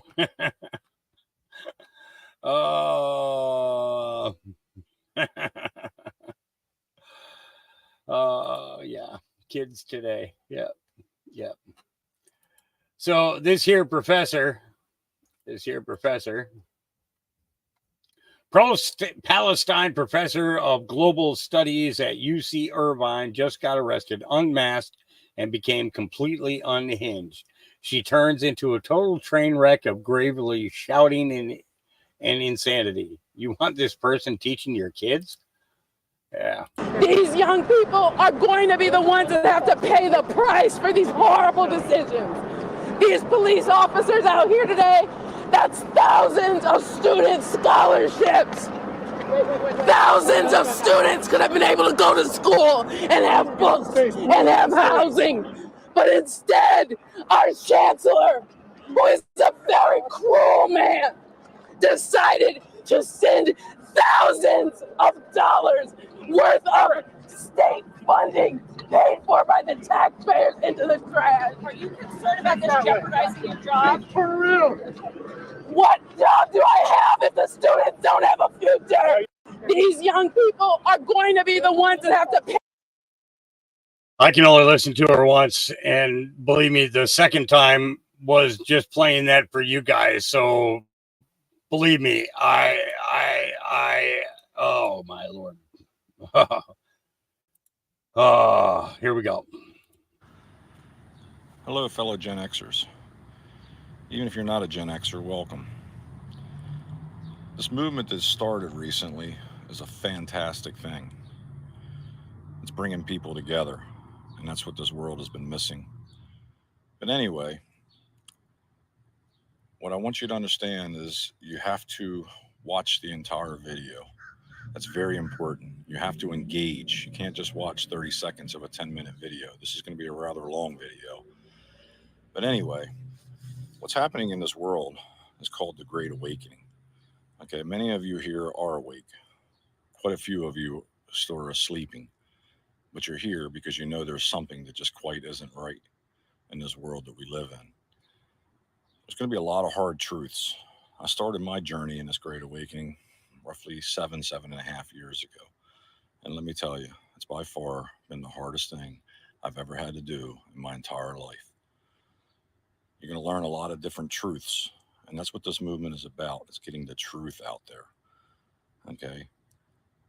You're going to learn things that's going to shake you to your core, because what I've come to understand is everything that I've ever been taught is a lie. Everything. Okay? Everything from religion, politics, sports, just everything. Even what we learned in school. I mean, the very word spelling, for instance. You go to school and you learn spelling. It's because we're casting spells with the words that we speak. What you put out into the universe is what comes back to you. Okay, that's very important in this journey. Okay, because what's going on is we are raising our vibration as a collective. We are all connected, every one of us.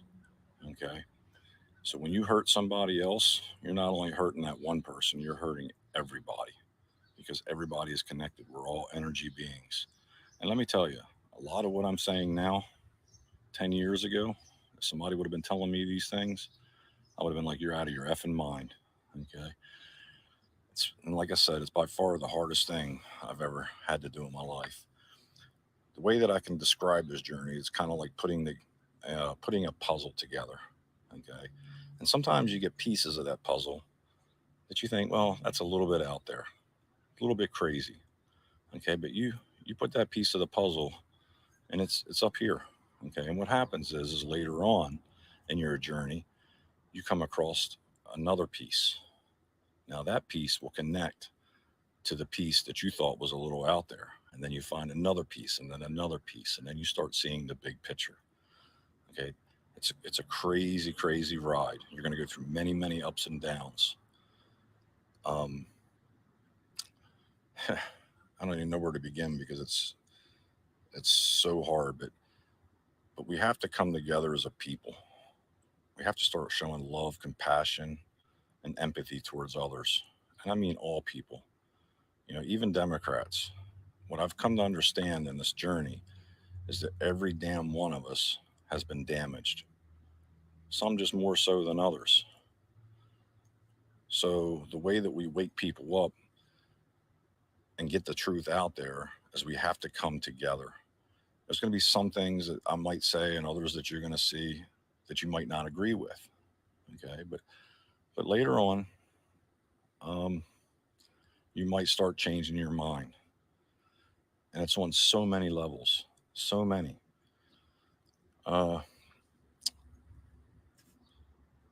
Just to give you an idea, you know, we've been taught we live on a round globe. Okay, that was a tough one for me to get over that because it was beat in our head. You know, that this is how it is. But then when you start seeing proof, it changes you. Okay, because we do not live on a round globe, as crazy as that sounds. Religion's been tampered with, you know, all through politics. Pretty much everything you've ever been taught in life is a lie. Everything. It goes that deep. But the way that we break free of that is by coming together and start learning, okay, and helping each other out, okay, showing love, compassion for everyone. Not just a select few, not people that, you know, that you only agree with. You know, we have to show that towards everyone. That's the way that we break free of this so-called matrix that we live in. Okay.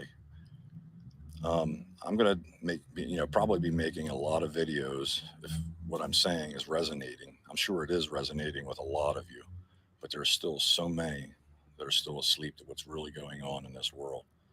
Okay. And let me tell you, you start going down them rabbit holes, it's going to change you. And you're going to go through many ups and downs. You're going to go through sadness, depression, happiness one minute, sadness the next. You're going to find people that were in your life is no longer going to serve your purpose. That's just how this is. You know, let me tell you, everything that they call a conspiracy theory is not a theory. It's that deep.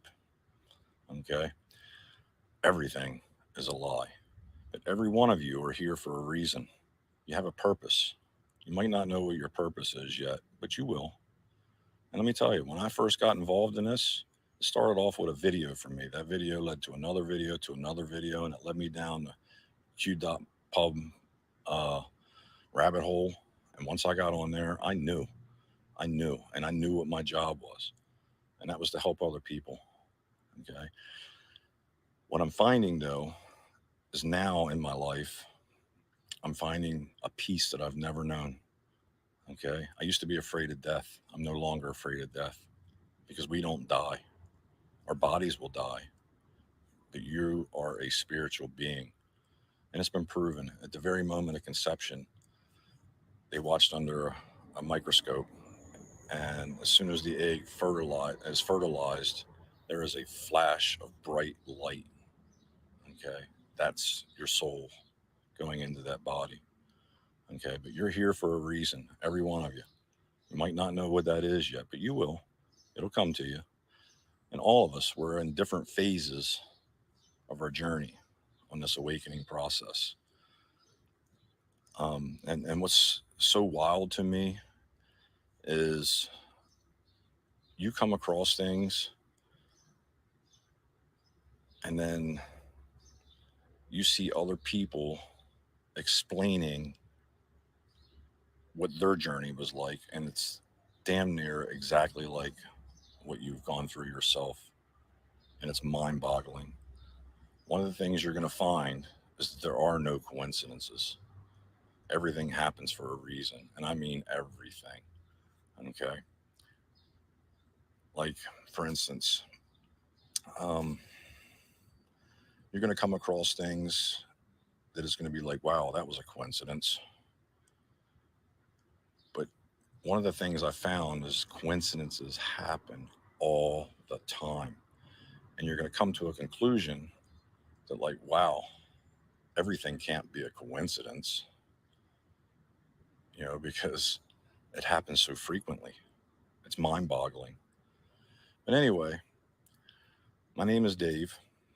I'm here in sunny Florida. It's not so sunny today. We got some thunderstorms heading our way. We got tornado watches and all. We're just getting ready to start our rainy season here. But anyway, I just wanted to introduce myself, explain what's going on. If you're here to learn, you're in for the ride of your life if you haven't started your journey yet. Okay? And if you're awake, your job is to help others, wake up as well. Because we have to raise our energy levels. Everything, that operates in this realm that we live in is by vibration. And let me tell you, some of the things that come out of my mouth, I'm telling you, a few years ago, I would have been like, you're out of your mind. It goes that deep. I'm a pretty intelligent individual. I grew up in a rough time. Grew up in that generation where, as soon as we woke up in the morning, we were out the door. We didn't come back until the street lights came on. We pretty much raised ourselves. My parents had no idea what I was doing all day, like many of you, but it served a purpose. It allowed us to grow, allowed us to explore, and it also allowed us to become strong individuals. Okay, so that's why you're here. You have a purpose. Well, this video is about to end. I'll be talking to you all soon. You all have a fantastic day. I'm spreading love and peace to every single one of you. Look forward to talking to you, learning and growing with you. Have a great day. Bye.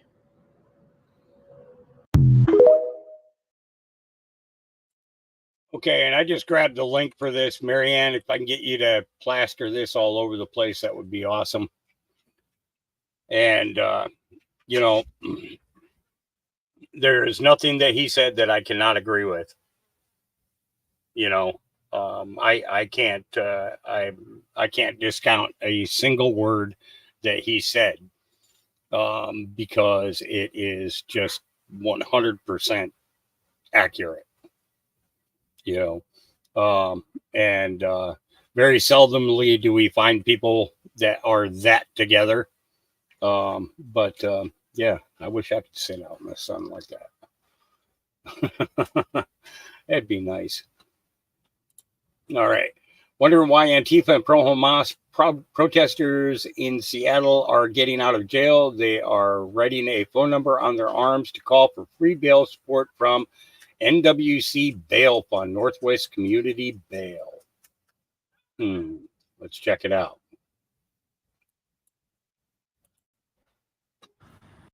I took a trip to the University of Washington to witness for myself the Hamas encampment there. While I was walking through the encampment, which surprisingly I did get in, it was full of pro-Hamas supporters and Antifa. I spent 4 hours within the encampment and alongside the perimeter. And while I was there, I noticed that there was these written numbers with marker on everyone's arms. Now, two girls who were actually very nice, they thought I was one of them. They came up to me and they asked me whether or not I had the number written on my own arm.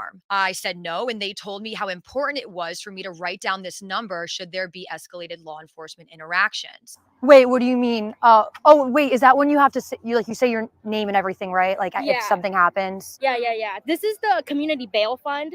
Is to bail you out in case you're arrested. They told me that this number would offer bail, and the bail would be sent to $1,000 if I was detained. They said this number came from the Northwest Community Bail Fund, and they would help me. So I recorded the number. The number is 206-437-0104. So after the protest, I decided to go onto the Northwest Community Fund's website. I pursued their contact page and I noticed that their number listed is 1-877-622-6223. So why were those within the Hamas encampments sharing this other number, a number that is nowhere to be found on the Bail Fund website?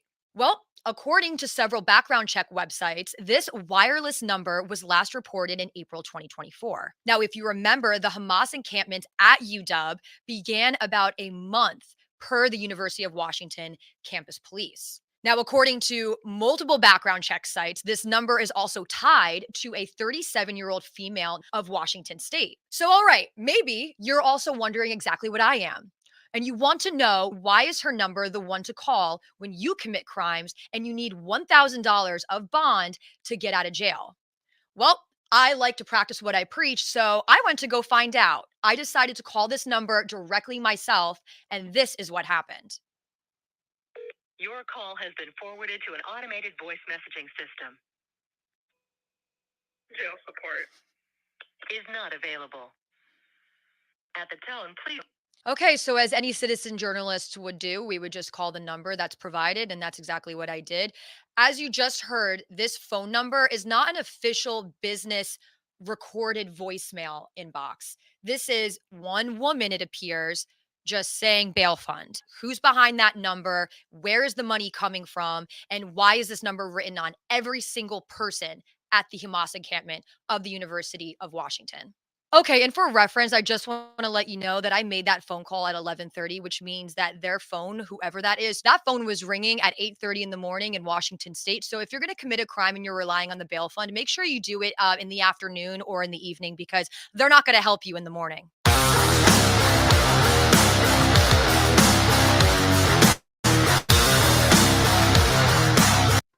Interesting. Here's another interesting one. Average person, they're not trying to track and limit meat consumption. That's never going to happen. Well, Mayor Adams tells a different story. Announced that for the first time in our city's history, we're measuring just how much of an impact our food choices have on our emissions. First time we're doing this. We work with the C40 Cities Climate Leadership Group, and I want to take my hat off to a great corporate partner, American Express. Announced that for the first time in our... I don't even want to repeat that because this guy's an idiot. He's a 100% idiot. All right, Mayrox, here we go. U.S. debt clock decode. Hey, you guys, we've got a new U.S. debt clock message. Today is Wednesday, May 15th, 2024. They posted it at noon Eastern time. Again, it says USA People's Revolt and the Fed, which is really interesting, you guys. I couldn't have found it without you. You guys sent me the link to Thomas Massey's poll today, which is odd timing, okay, because he posted this post at 7:14 a.m. My time is Central Time. I don't know what time. I think it's Kentucky, I think. But either way, he posted this in the morning. He asked, should I introduce a bill to abolish the Federal Reserve, right? And it's either end the Fed, keep the Fed, or just show the poll results. And then we get this debt clock message, People's Revolt, end the Fed. And that's all it says. We've got some stars on each corner of the message. And how weird is that they posted this, and the Fed, People's Revolt, and then the poll, which of course I selected and the Fed, right? But the results are overwhelmingly like they should, if this doesn't send a message, a clear message that we're sick of this crap, we don't want the Fed, there's no need for them. You know, they have caused so much financial damage. Anyway. So as of right now, there's 77,567 votes with 14 hours left. You guys go find Thomas Massey and go vote.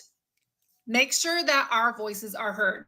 I've already posted the poll on X. I've posted it on Telegram. So all of my TikTok followers, you guys, go to X if you have an active X account and go vote.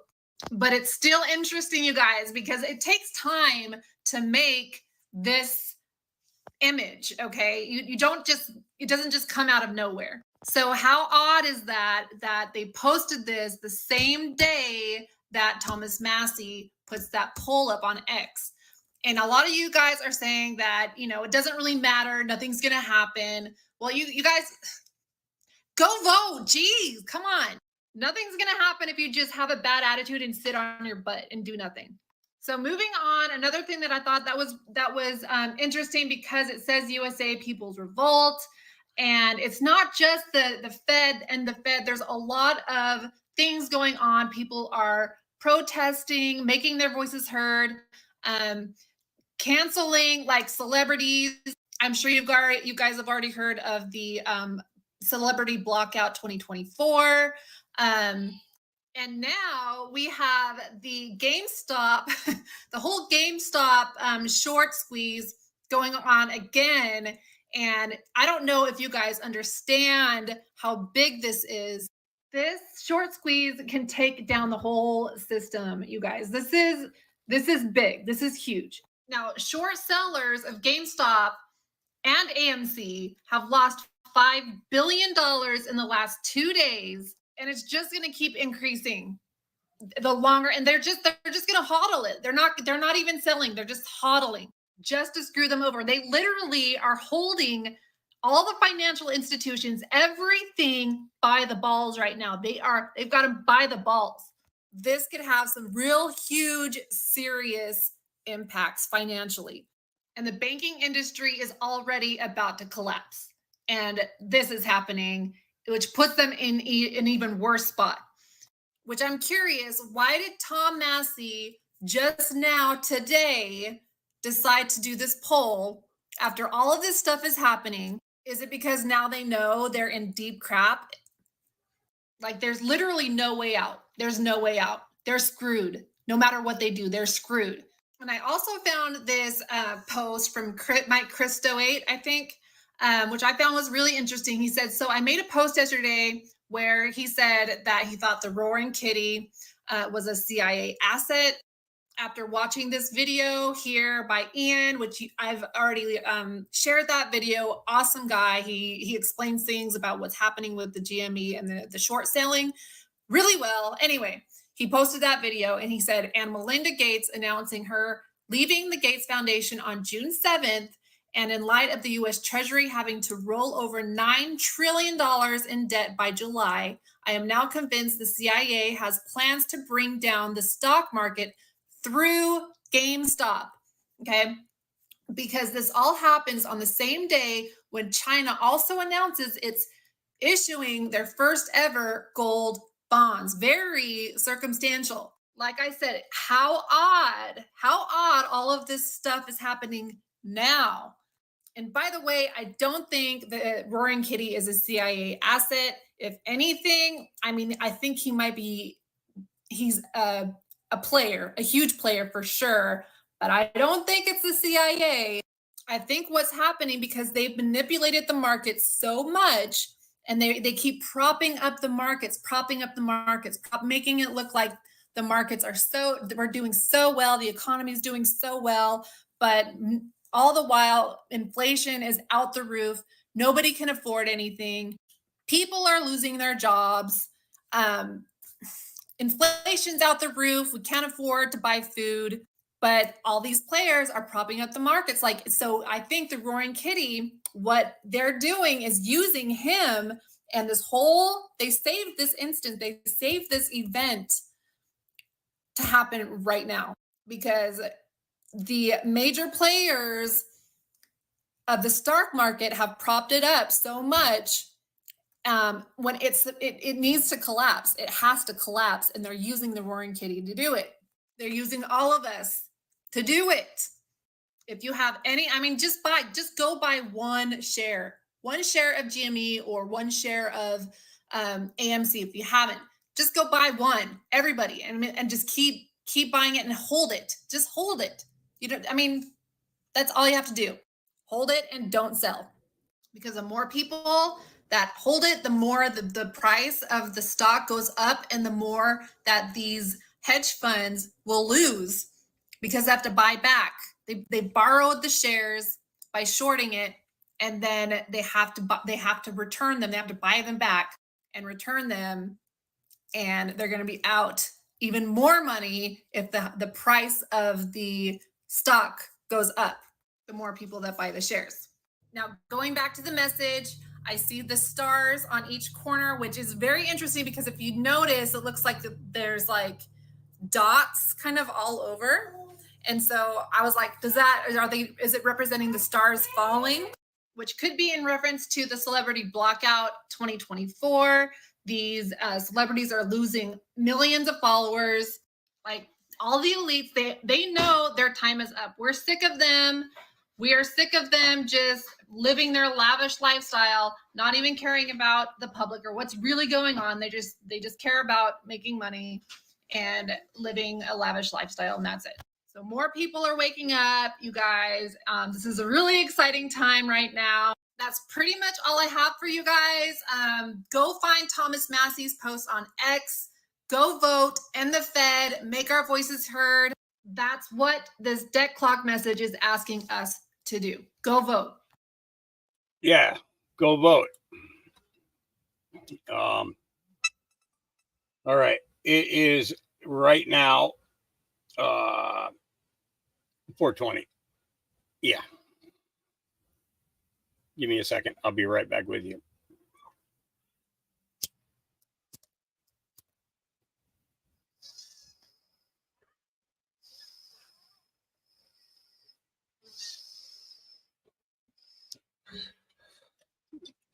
Oof.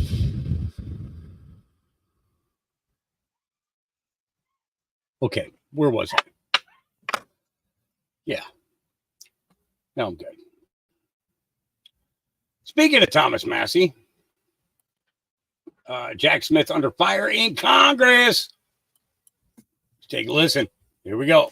The special counsel office in general, the appointments clause of the Constitution says the president shall nominate and with the advice and consent of Senate shall appoint ambassadors, other public ministers and consuls, judges of the Supreme Court, and all other officers of the United States. Are U.S. attorneys nominated by the president and confirmed by the Senate according to the appointments clause? In fact, they are. U.S. attorneys are held to the appointments clause because they are delegated some part of the sovereign power of the United States, such as the ability to make indictments and charge individuals with crimes. Was Jack Smith nominated by President Biden or confirmed by the Senate? He was not. He was merely given the powers of the special counsel by Attorney General Garland, wasn't he? Correct. I think it's kind of a fallacy that Congress can create this special office and that it will be free of any political bias. Do you believe that Special Counsel Jack Smith is acting independently of the White House? Absolutely not. And what leads you to believe that he's not? So it's not only the novel application of some of these statutes to former President Trump, twisting statutes that this Congress wrote, twisting the meaning of plain language of sections like 1512C, interpreting the Presidential Records Act in a way that precludes Donald Trump from deciding which records are his. There's all kinds of different things that he's doing.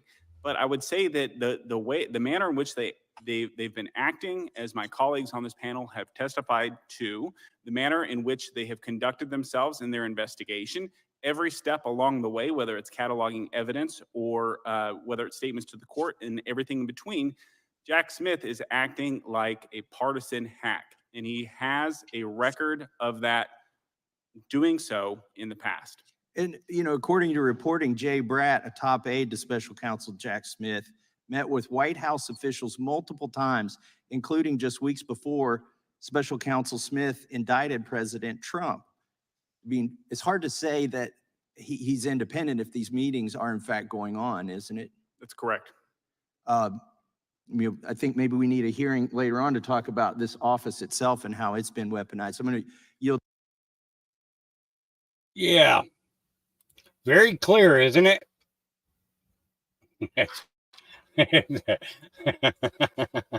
Cheryl, you heard that, huh? Oh, yeah. Yeah. Trivia time. The actor who played Boss Hogg in TV series Duke the Hazzard had 2 degrees. He was fluent in 12 languages and working conversational in another 6 languages. I don't remember his name, but I do remember hearing about his intellectual level in reality compared to what we've seen there on the Dukes of Hazzard TV series. And if I'm not mistaken, 3 of those languages were Middle Eastern, Parsis, Hebrew, and I believe the other was a dialect of the Egyptian language. That's a good question. You know, good trivia there to throw right in the middle of everything while I'm talking. Yeah, thanks a lot for distracting me, brother. Yeah. Yeah. Love you, man. Love you. Appreciate that. Sometimes I need to break from the monotony, right? Let's see. Let's go with Arnie. Ari. I don't even know. How do you pronounce this? RNA? Arne? Wexler? I have no idea how to say her name.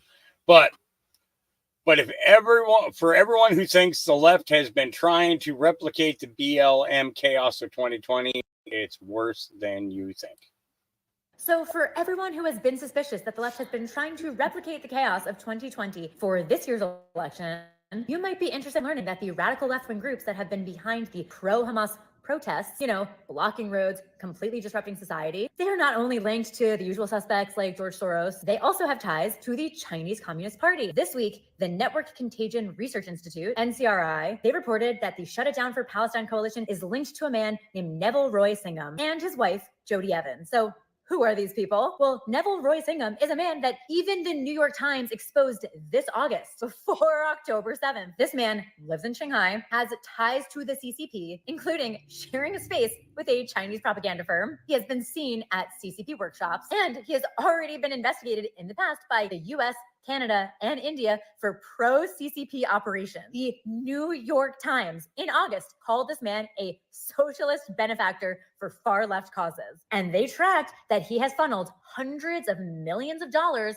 for pro-China advocacy. And his wife, meanwhile, let's get to her for a second. She wrote a book called China is Not Our Enemy. And the NCRI, who did this report, says that she co-authored it with a researcher with ties to the CCP. And now here's the final kicker for now. The Free Press covered another organization that Singham funded, known as the People's Forum. That group received $20 million between 2017 and 2022, and they received it through the Goldman Sachs Philanthropy Fund. So GSPF at Goldman Sachs, they are functioning basically as a dark money clearinghouse where donors can obscure their identities while transferring hundreds of millions of dollars to nonprofits. This is the 2020 playbook for 2024.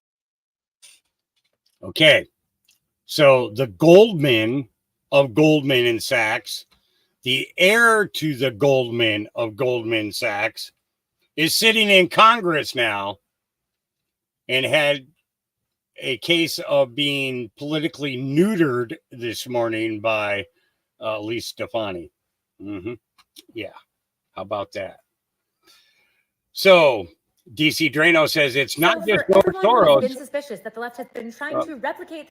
It's not just George Soros. It turns out the Chinese Communist Party is also funding these Hamas encampments, and they're using Goldman Sachs to do it. Might be time for Congress to open an investigation. You better not be sending me a boob shot. I'm telling you right now. If you sent me a boob shot, you're going to be in big trouble, mister. And you know who I'm talking to. What the heck is going on? Why do these names keep...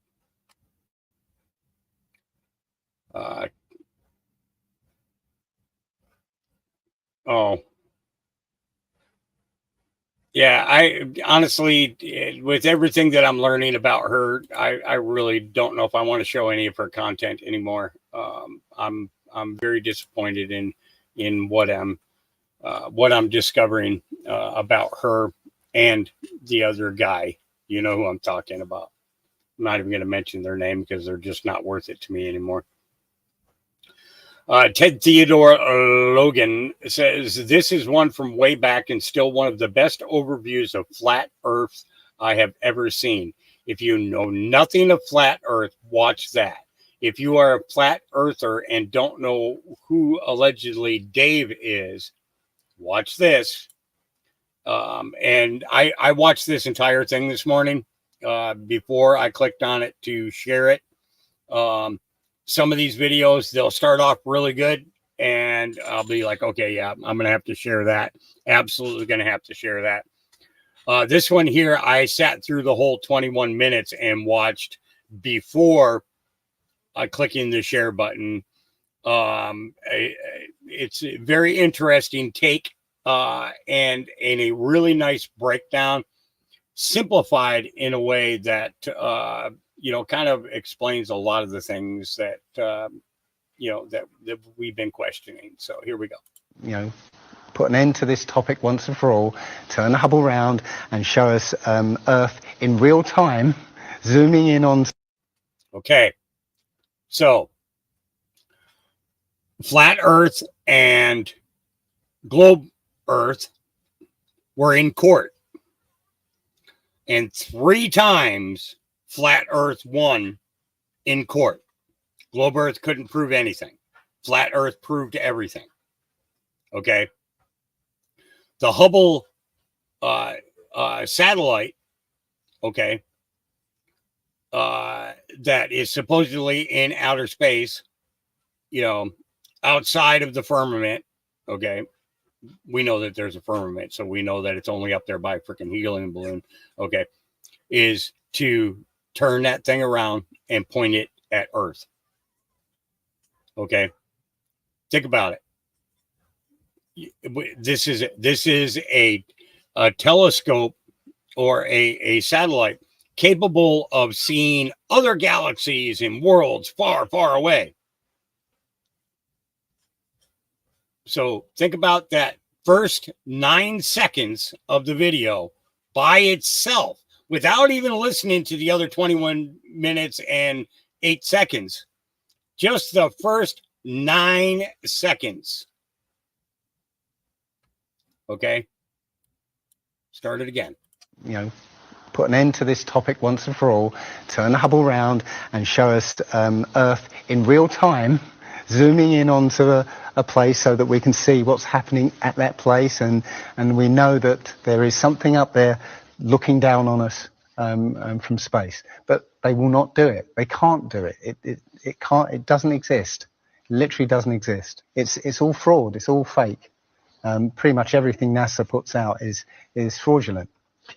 Nobody has actually really gone all the way across Antarctica. Yeah. Now there are millionaires out there who could assemble the resources to make an expedition and completely go across and chart Antarctica and make a name for themselves, being the first person to do that. Yeah. But nobody ever does. Now you can actually measure the temperature of the moonlight next to the temperature of the shade of the moonlight, and you'll find the moonlight is colder than the shade, the opposite from the sun. So the moon is throwing out its own light, and that light is the opposite from the sun. Now, that tells you that it's not reflecting the sun's light. It's producing its own, and its light is different from the sun's. So, the scientific community have not told us this, because they won't tell us this because it destroys this idea that the sun is lighting up the moon. The other thing that's about the spinning Earth is looking at the stars.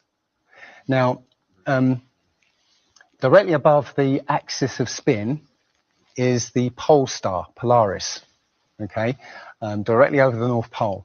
And we're told that the reason that all the stars spin around the North Star is because the Earth is spinning at 1,000 miles an hour. Okay, seems to make sense, because if you put a long exposure camera pointing at the North Star, you'll see the stars will make perfect circles around, perfect star trails. The only problem is the Earth is also orbiting the Sun at 67,000 miles an hour. Okay, the Sun is moving, dragging the Earth and all the planets up that way or that way at 600,000 miles an hour. So why do we see perfect circles? You know, because that's the slowest speed, that's slowest motion in that mix, and yet the Earth is moving 67 times faster that way and 600 times faster that way. So you should see the stars do all sorts of strange motions, but you don't. You only see them make these perfect circles. That tells me that it's the stars that are moving, not the Earth. If a pilot is flying around the curve of the Earth, then he should be dipping the nose down every 5 minutes. He should be dipping the nose down to stay around the curve. But the thing that really got me interested was, as you say, the gyroscope. In a plane, there is an artificial horizon, okay, and it's based on a gyroscope. And if you spin a gyroscope on a surface, it will want to stay upright. You can twist and tilt the surface as much as you like. The gyroscope will stay upright. So if a plane has a gyroscope and it starts following the curve of the Earth, the gyroscope would stay upright, which means the artificial horizon will start to roll backwards. But it doesn't. That's absolute proof that a plane flies over a flat surface rather than a curved one. Because I asked the pilot on my last flight, you know, do you ever notice the artificial horizon rolling backwards? He said, no, but the artificial horizon has complex electronics in it to make sure it knows where it is on the Earth and it compensates. But I went to the manufacturer of the artificial horizon, and they confirmed to me that it's completely mechanical, nothing electronic in it whatsoever. So it's literally just a gyroscope that can freely move. So that right there is proof to me that you know, planes fly over a plane. The problem is that we're taught as children, you know, this ball Earth lie, and you know, you might ask as a child, you know, what about the people in Australia? You know, they're standing on the bottom of the globe, won't they fall off? And your teacher says, no, gravity. And you go, oh, okay. And you never go back to that question. But when you go back to it as an adult and start looking at it with a critical eye, right, the whole thing falls apart. As you say, the globe is spinning at 1,000 miles an hour. Neil deGrasse Tyson, who's a leading astronomer in America, tells us that the Earth is not a perfect circle. It is actually an oblate spheroid. It's squashed and wider at the equator. Yeah. So, znači po stesnet je na polovite, a po širok je na ekvatorot. Exactly. So my question to him would be, why is there land at the equator?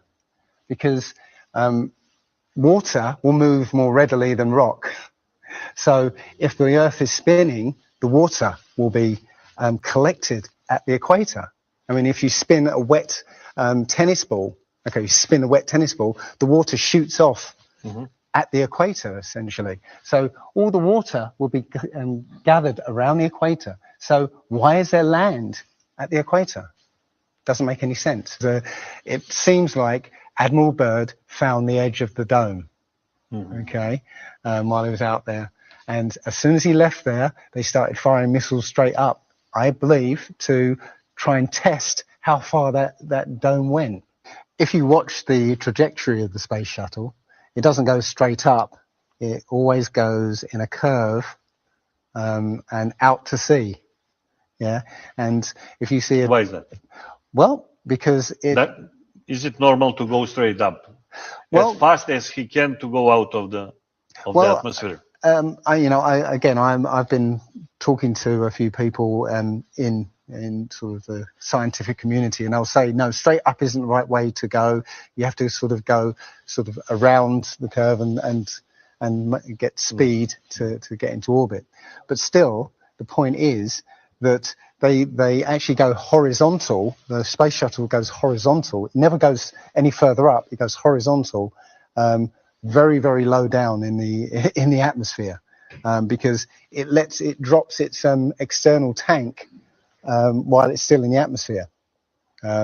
So it's still in the atmosphere while it's horizontal. So it never gets any higher, and it goes out of sight, not because it goes too high, because it goes too far downrange. And it seems that nobody's ever on the space shuttle. And the proof of that is the Challenger disaster. In, I believe it's 1986, the Challenger exploded just after takeoff and killed 7 astronauts. But it turns out that 6 of the astronauts are still alive. And most of them are using their original names. And you can find pictures of them. They're using the same names, and they're doing ordinary jobs now. Teachers, lecturers, lawyers, whatever. But they're still alive. And you can see whenever the space shuttle lands, you can hear it. It's a loud jet engine. You watch any video of the space shuttle landing, you can tell it's a jet engine. It's a jet-powered aircraft. That's it. It's not a glider. In my video, I show you a glider, how that seems, and then I show you the space shuttle. And yeah, it's not a glider. It's an aircraft.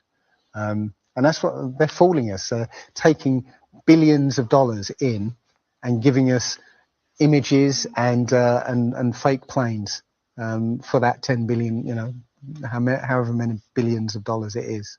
That isn't the first thing that's been hidden over the years. I mean, we're all driving petrol cars because 100 years ago, the Rockefeller family basically cornered the market on oil, and the car industry was going electric. So, all cars would have been electric from the get-go, but they basically forced everybody to use petrol cars, and have hidden this secret. And literally, we could be running around in electric cars that have unlimited mileage by now, but we're still using these 100-year-old machines, dirty machines, because of a secret that's been kept. It's easy. If everybody's been trained into believing that this is real, right? And there's space, and it's within our interest to explore space and go to the moon, go to Mars. Yeah, people will pay for it, and they're making billions. And yeah, there's more to it, because I believe there's a big deception coming, and it's to do with aliens, because now since Roswell, 1947. That was the first time anybody had ever understood the idea of aliens. But since then, we've been bombarded with science fiction and the idea of aliens. And most people believe there are aliens out there. So they've prepared us for an alien invasion or an alien savior. And I think the flat Earth came along at the right moment to educate people, to make people believe or understand that we've been lied to. And if you know, as I know in my heart now, that is real, this isn't, I will not be fooled by aliens coming, because there are no aliens. There's no space. Yeah, it's all fantasy by Disney and NASA. Well, the Bible has a very, very clear view of what this place is, and it matches that place more than it matches this. Okay, and what it says is the great deep is under it. Just water. It's just deep water. And above the firmament is water. And, you know, it says in Genesis that he separated the water below from the water above and made a space and then made dry land appear out of the water. So what's under the flat earth? Well, it's water, and it just goes on. Again, I don't know for sure because I've not been under there. I don't know what's past the outside of, or the you know, the first few hundred miles of Antarctica. But everything I've seen over the last year and a half tells me that is true and this isn't. And I'm starting to believe and trust my intuition about this. It's true because this world is very different from what most people think it is. There are very powerful people who essentially rule this world right now. And the ordinary person is a slave in this world. And slaves aren't educated. You know, they're taught what they need to, or, you know, they need to know. That's it. They're not taught truth. They're taught what they need to know.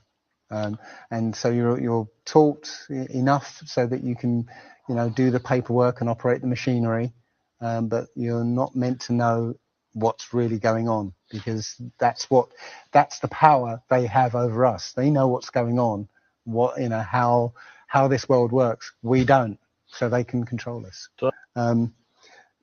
In my opinion, the Big Bang theory and the theory of evolution and the ball earth theory are all interlinked, and they're all there to make us feel as though we're insignificant.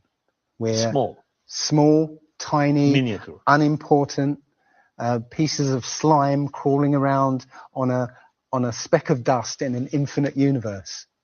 If that's true, and there's no purpose, there's no meaning to anything, then our owners can do whatever they want with us.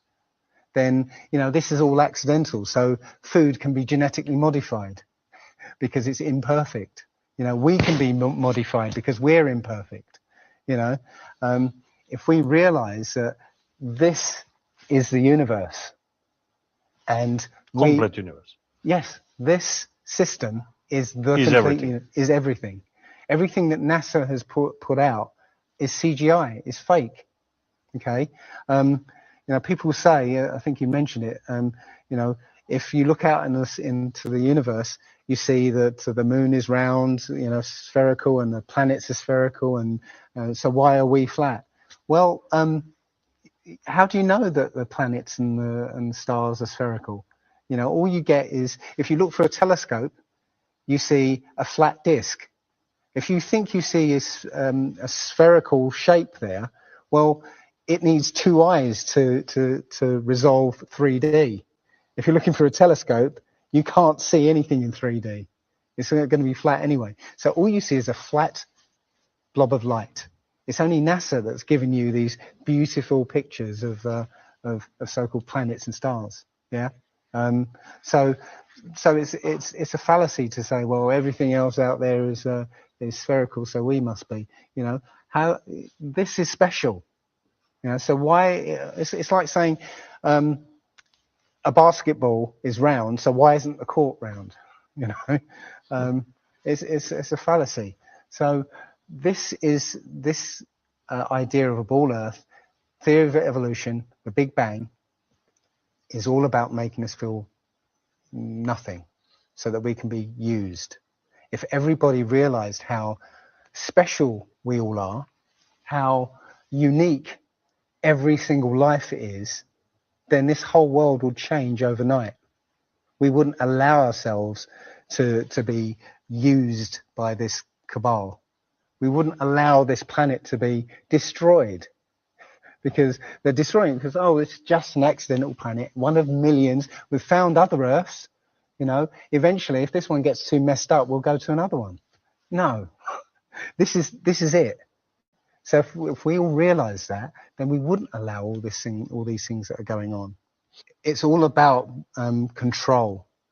They're a small group of people who want to control the world.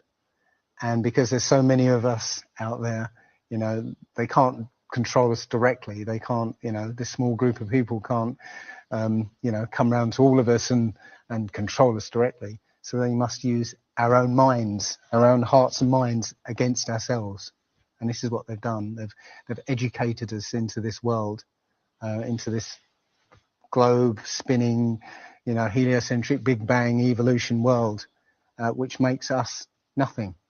And as soon as we change that, this is amazing, because when I first started looking, it was about 1.5 years ago, I looked on YouTube and there were maybe about 100 videos, not even that probably, and nobody was talking about it, right? And then over 2015, it exploded.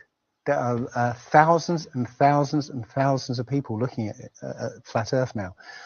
And what happens is that you'll watch something or read something, and something will strike a chord in your mind, and you'll think, yeah, I've always wondered that.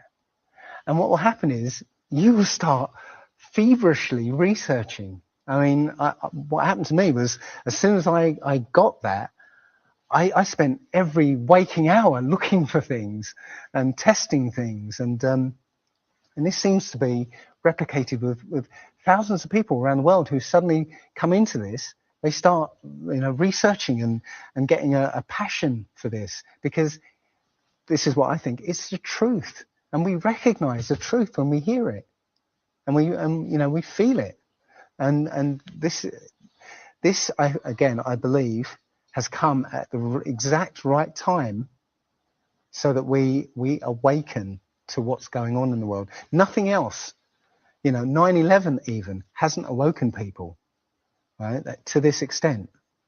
You know, for me, I've been an atheist for 40 years.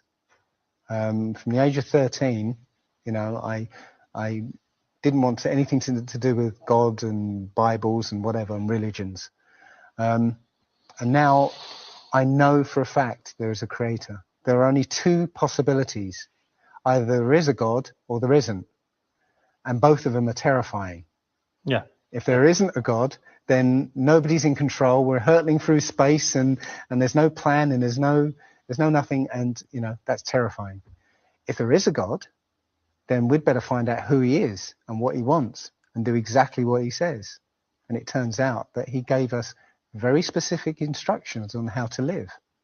And they're not rules as in, you know, laws that you must follow because you know, or put you in prison if you don't. No, these are rules to live by, to make a harmonious world. You know, don't harm anyone, don't kill anybody, don't steal from people, you know, don't covet people's items, you know. Don't lie. Don't lie. I mean, these things are written in our hearts anyway, yeah. But we're in a society that that legalizes all of the 10 Commandments. You know, the policemen and soldiers can kill. They're allowed to kill. Yeah, you know. Politicians can lie. They can lie. They're lying all the time. They're lying all the time. Police have been told that they are allowed to lie to try and get to catch somebody. Yeah, they're allowed to lie. Everything in the 10 Commandments is legalized in this society. That tells you who runs this society. Yeah. So yeah, this is a profound movement. I don't like using the word movement, but it's a profound shift in consciousness for people, because unlike any other topic that's come out in the last few years, this one has made people realize that they've been lied to.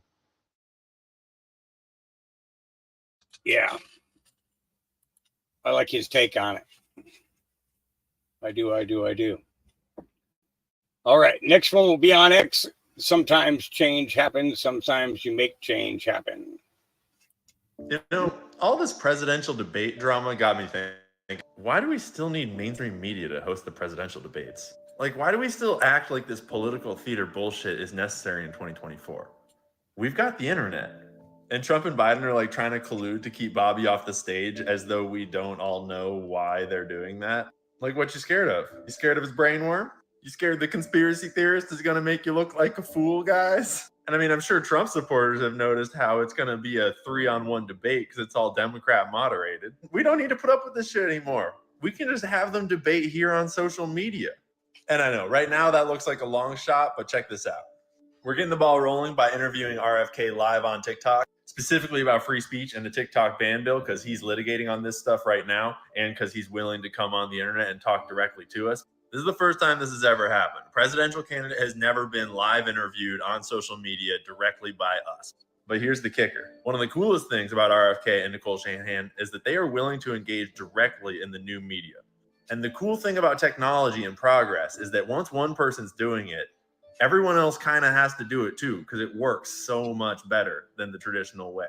So the point is to do so much more than just interview him about free speech and the TikTok ban, which is interesting on its own, but rather to set the precedent that presidential candidates can come directly to the people on the internet with no intermediaries from big media, and we can just speak directly to them.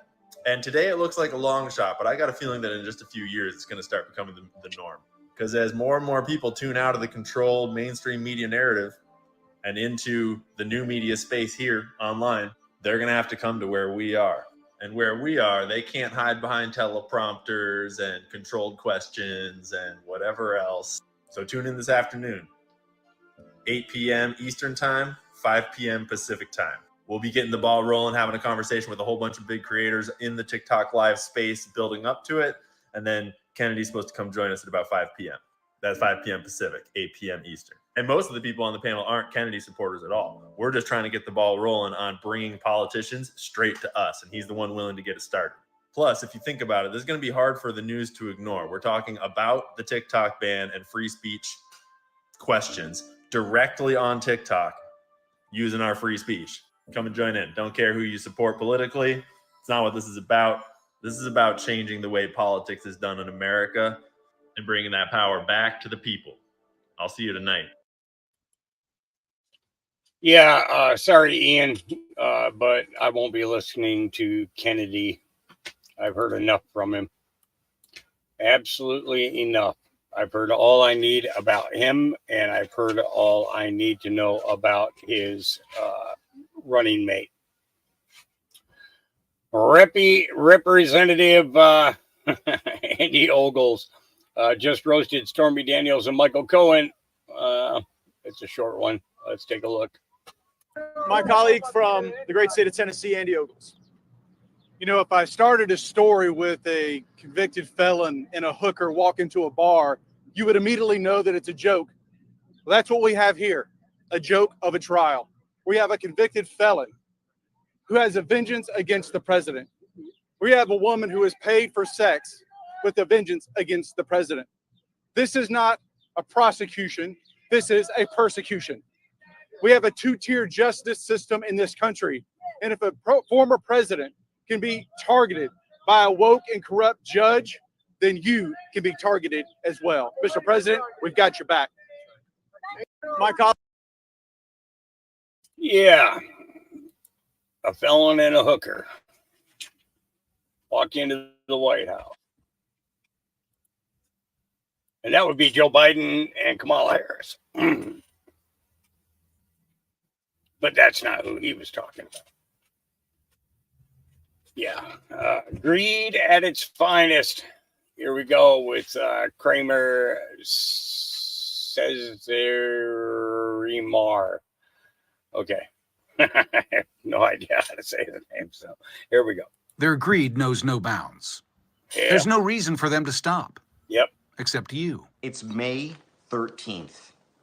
Should the government's tax the boomer wealth transfer? Read that again. Should the government's tax the boomer wealth transfer? What's been in the news lately? Bear trusts, capital gains tax, now inheritance tax.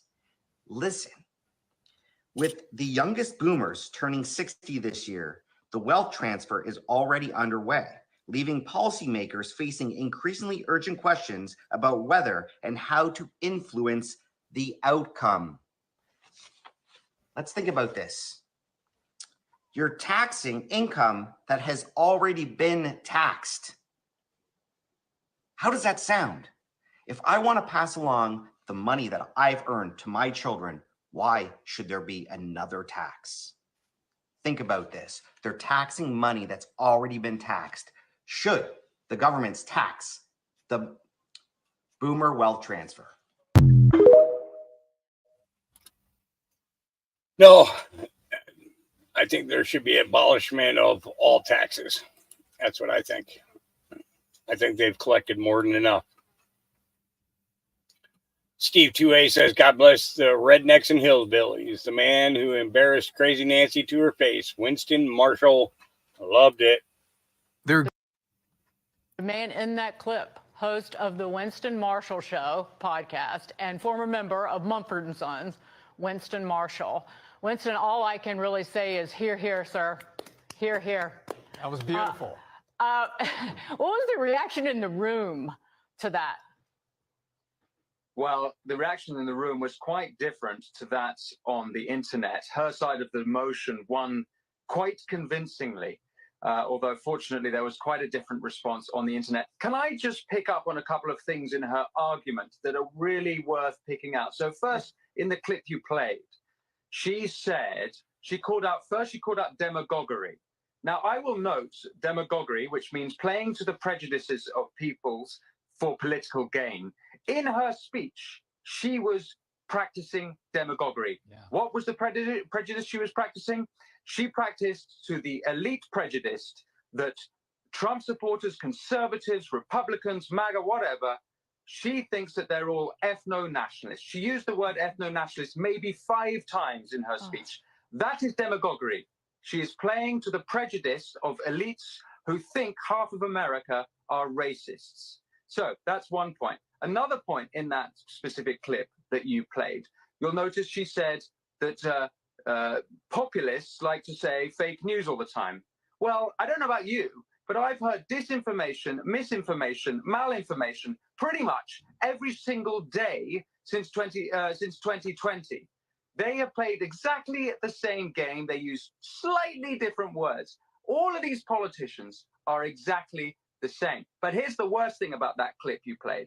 Right at the end, she says that half of Americans are not able to see, because they don't have the rational capabilities to see their brilliant proposal of these democratic policies that they put forth, because they're blinded, 1, by their culture, and 2, by their God.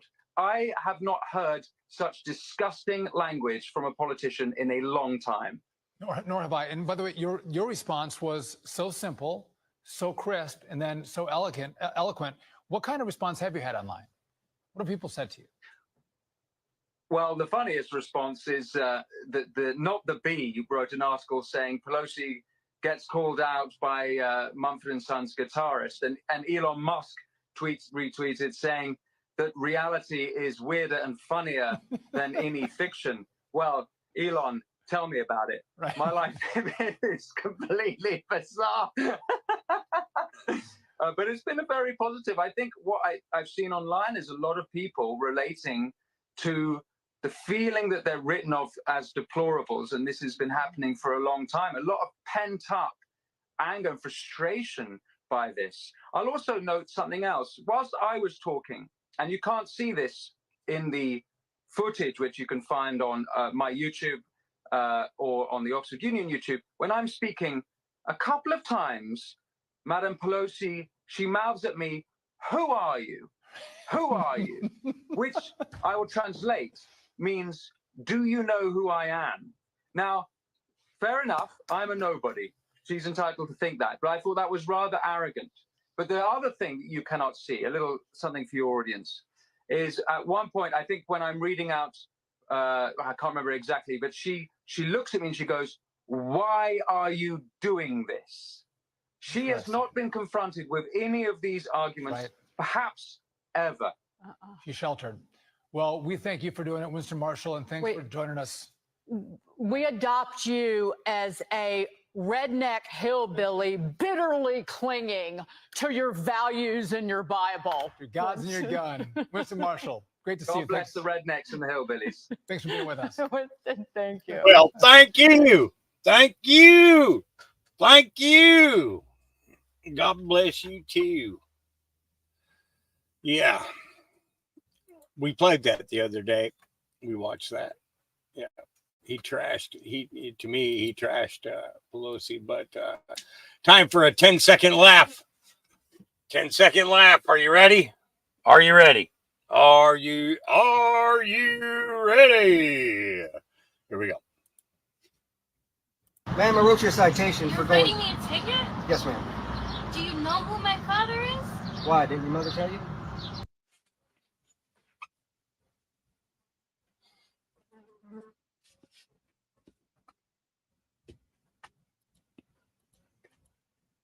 Ma'am, I wrote your citation for going. Writing me a ticket? Yes, ma'am. Do you know who my father is? Why? Didn't your mother tell you? Ma'am,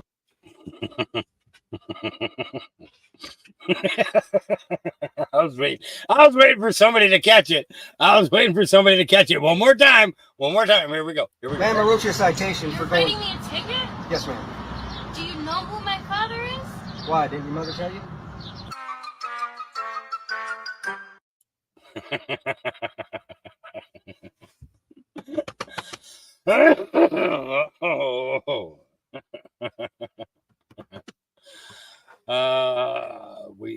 We gotta have a few of those mixed in the clip. Remember this one? There's an American movement called Operation Red Dawn, which consists of older generation that are ready to fight. They want to root out corrupted politicians who are stealing America's taxpayers' hard-earned money to support wars, etc. To this lady, she's not playing. Here we go. I played this a couple of weeks ago. This message is for my Gen X brothers and sisters. Looks like it's time for us to clean up this fucking shit show. After all, half of us went to prison, the other half went to the military, so we've got the necessary skills, not including the fact that we were raised by World War I and II and Korea and Vietnam veterans, so we're pretty familiar with guerrilla tactics, right? All we ever heard about at the dinner table was they. They shot Bobby, they shot JFK, they shot Martin Luther King Jr., and they shot Malcolm X. Well, we sure as shit know who the fuck they are now, don't we? You were raised feral for a reason. It's gonna take a feral generation to save this country. So come out from underneath that fucking desk. We saw that shit worked out in Red Dawn. It's our time to step up, folks. See you on the flip side, motherfuckers. I could date a woman like that. I could. I really could. I could. I could date a woman like that. Yeah. All right. Corruption. New bank accounts of the Biden family have been found, which were used for receiving money being laundered from China, Romania, and Russia. Here we go. House Oversight Committee Chairman James Comer has been investigating the Biden family business dealings for more than 2 years. The probe launched the impeachment inquiry of Biden back in September of last year, and it is now entering its final phases. The House Oversight Committee wants Biden to testify, but he is refusing. Back in March, Comer sent this letter to Biden. Quote, the committee has accounted for over $24 million that has flowed from foreign sources to you, your family, and their business associates. The committee has identified no legitimate services to merit such lucrative payments. You have repeatedly denied playing any role in your family's business activities, but the committee has amassed evidence, including bank records and witness testimony, that wholly contradicts your position on these matters. The committee has identified and successfully traced money from foreign transactions, including from China, straight to your bank accounts. Certain checks have been described as loan repayments. However, the person who provided you free bookkeeping during your time as vice president did not remember any evidence of a loan from your accounts. Joining me now is the man himself leading this investigation, Kentucky Congressman and Chairman of the House Oversight Committee, James Comer. Mr. Chairman, thanks so much for joining us this morning. Good morning, Maria. Where does this investigation stand? Well, hopefully we're in the final stages. This morning, I issued a subpoena for targeted financial information from a certain financial institution related to Jim Biden, Sarah Biden, and Hunter Biden. This is a result of many of the documents that Devin Archer turned over. Remember, we subpoenaed and he turned over 3.7 million documents never before been seen by any of the IRS investigators, the Securities and Exchange investigators, or any of the different groups that have been investigating the Bidens for years and years and years. And we've been able to connect some dots, we believe, that will finally answer pretty much every question we've had about the source of these shady transactions that went into the Biden family members and what role exactly Joe Biden played in that role in his family's shady business dealings. So you've sent out the subpoena this morning to a major bank? Yes, that is correct. And what specifically do you want to know from this bank in terms of these documents that you're looking for to connect those dots? We believe we found new accounts. And remember, the number of bank accounts that we've discovered over the past year and a half since I've had subpoena power, since the Republicans flipped the House, is unbelievable. I mean, I don't think you would find very many people that have billion-dollar net worth that have as many different bank accounts as this Biden family had. Many of these were shell companies, as you and I have discussed, Maria, companies that sole purpose was to launder the money that the Bidens were receiving from China, from Romania, from Russia, and never one time through the course of this entire investigation, even during the depositions with Hunter Biden and the transcribed interview with Jim Biden, were they able to answer exactly what the family did to receive this money. So we believe we found some more accounts that will answer some more questions, and hopefully we can prepare to close this investigation and present our findings to the American people. How many bank accounts are associated with Joe Biden? With Joe Biden, well, that's been a harder nut to crack there. We found some accounts, we found some different expenses and things like that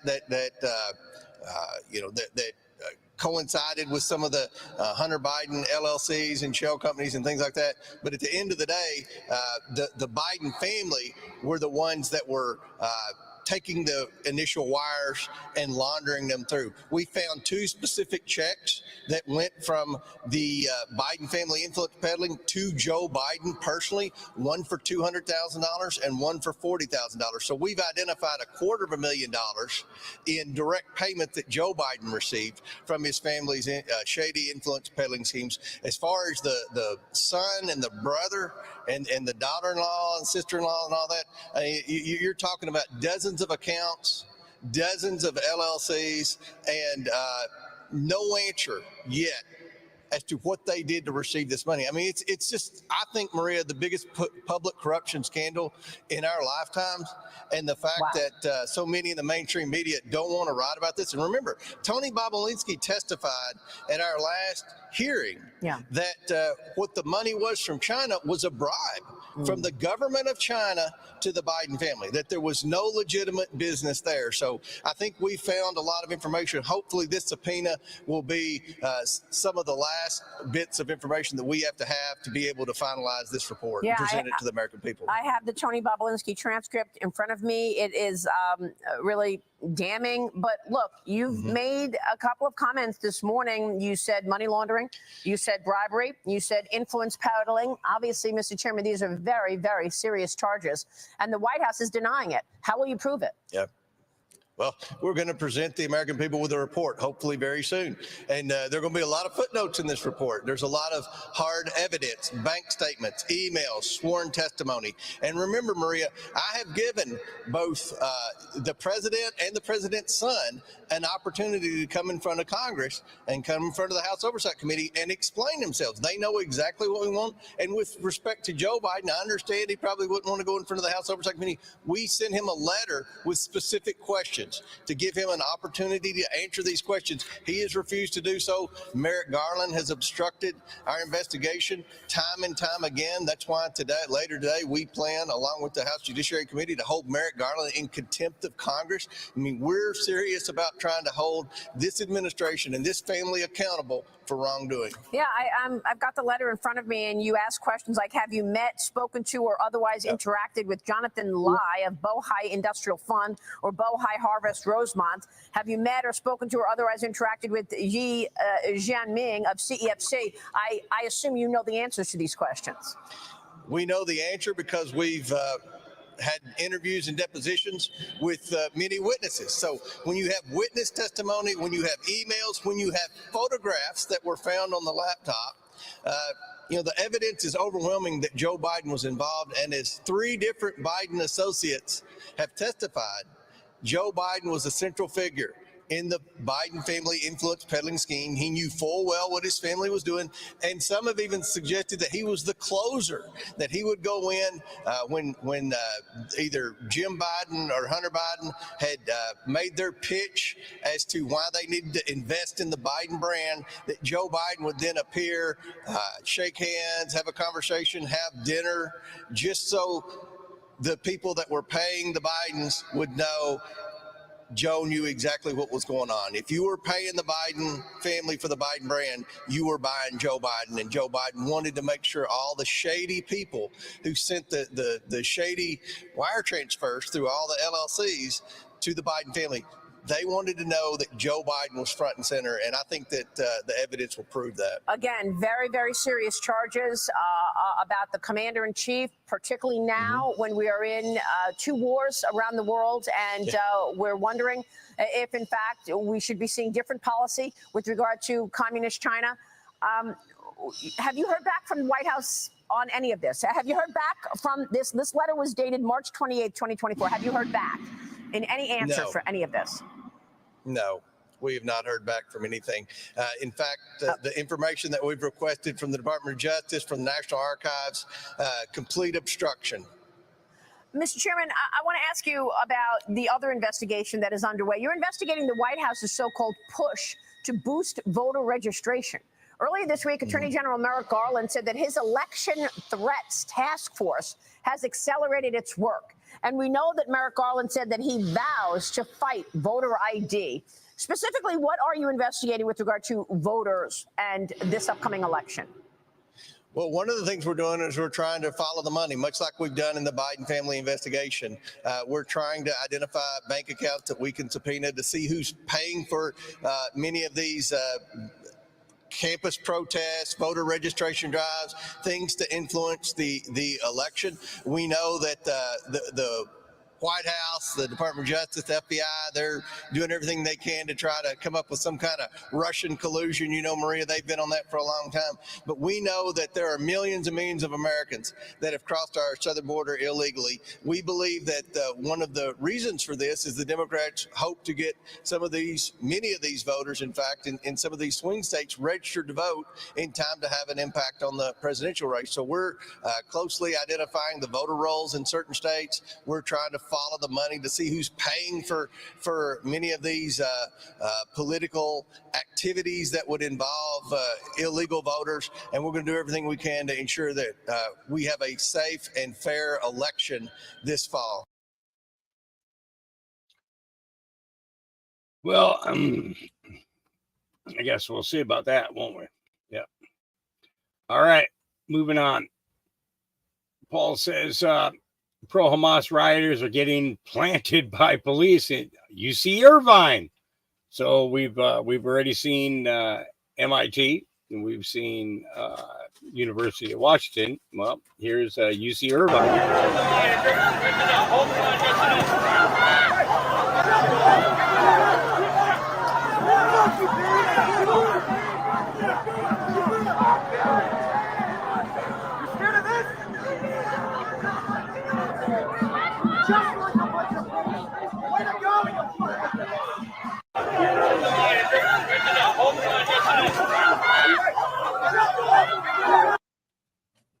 Oh, play stupid games, win stupid prizes. Yeah. QAG News. 2 more men have been charged in connection with a ring of buying and selling human remains that stretches from Arkansas to Pennsylvania to Harvard Medical School and now Kansas. The Department of Justice announced the arrests of Angelo Pereira of Wichita, Kansas, and Andrew Ansanian of Montgomery, Pennsylvania on Wednesday. Body bags are seen by the morgue building on April 18, 2022 in Boka, Ukraine, the Kiev suburb of heavily damaged in fighting between Russian forces and Ukrainian troops weeks before. Yeah.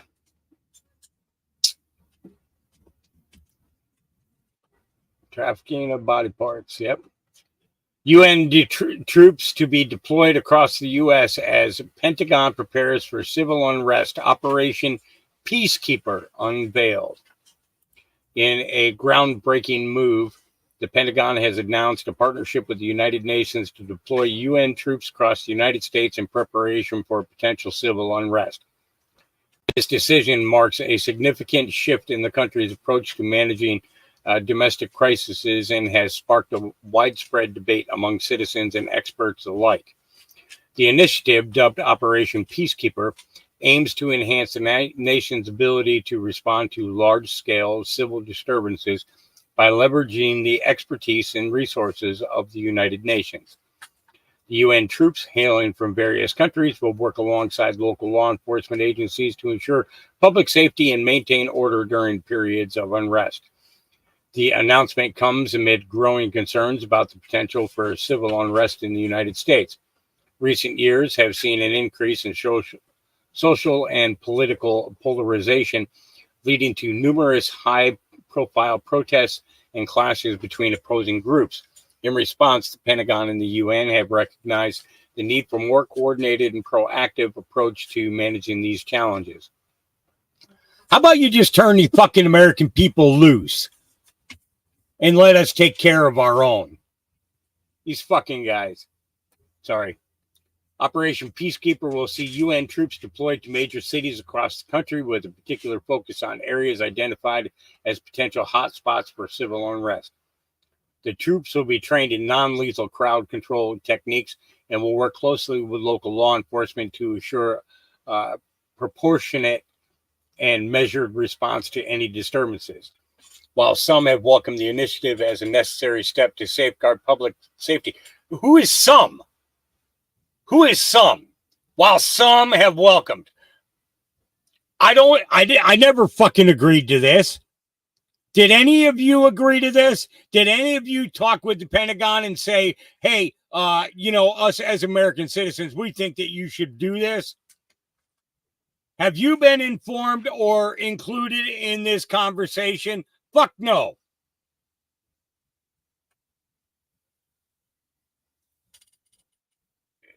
Yeah. Others have expressed concerns about potential implications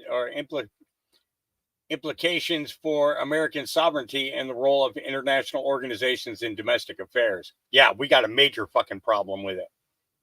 Critics argue that the deployment of UN troops on U.S. soil sets a dangerous precedent and can lead to a loss of control over domestic law enforcement.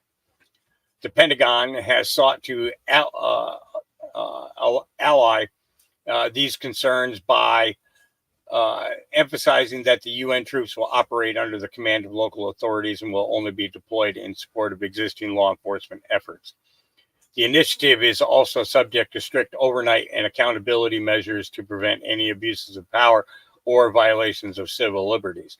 As the United States prepares for the potential challenges ahead, Operation Peacekeeper represents a bold and innovative approach to managing domestic unrest. While the debate surrounding the deployment of UN troops is likely to continue, the initiative underscores the importance of international cooperation in addressing the complex and evolving challenges facing the nation. Listen, these other people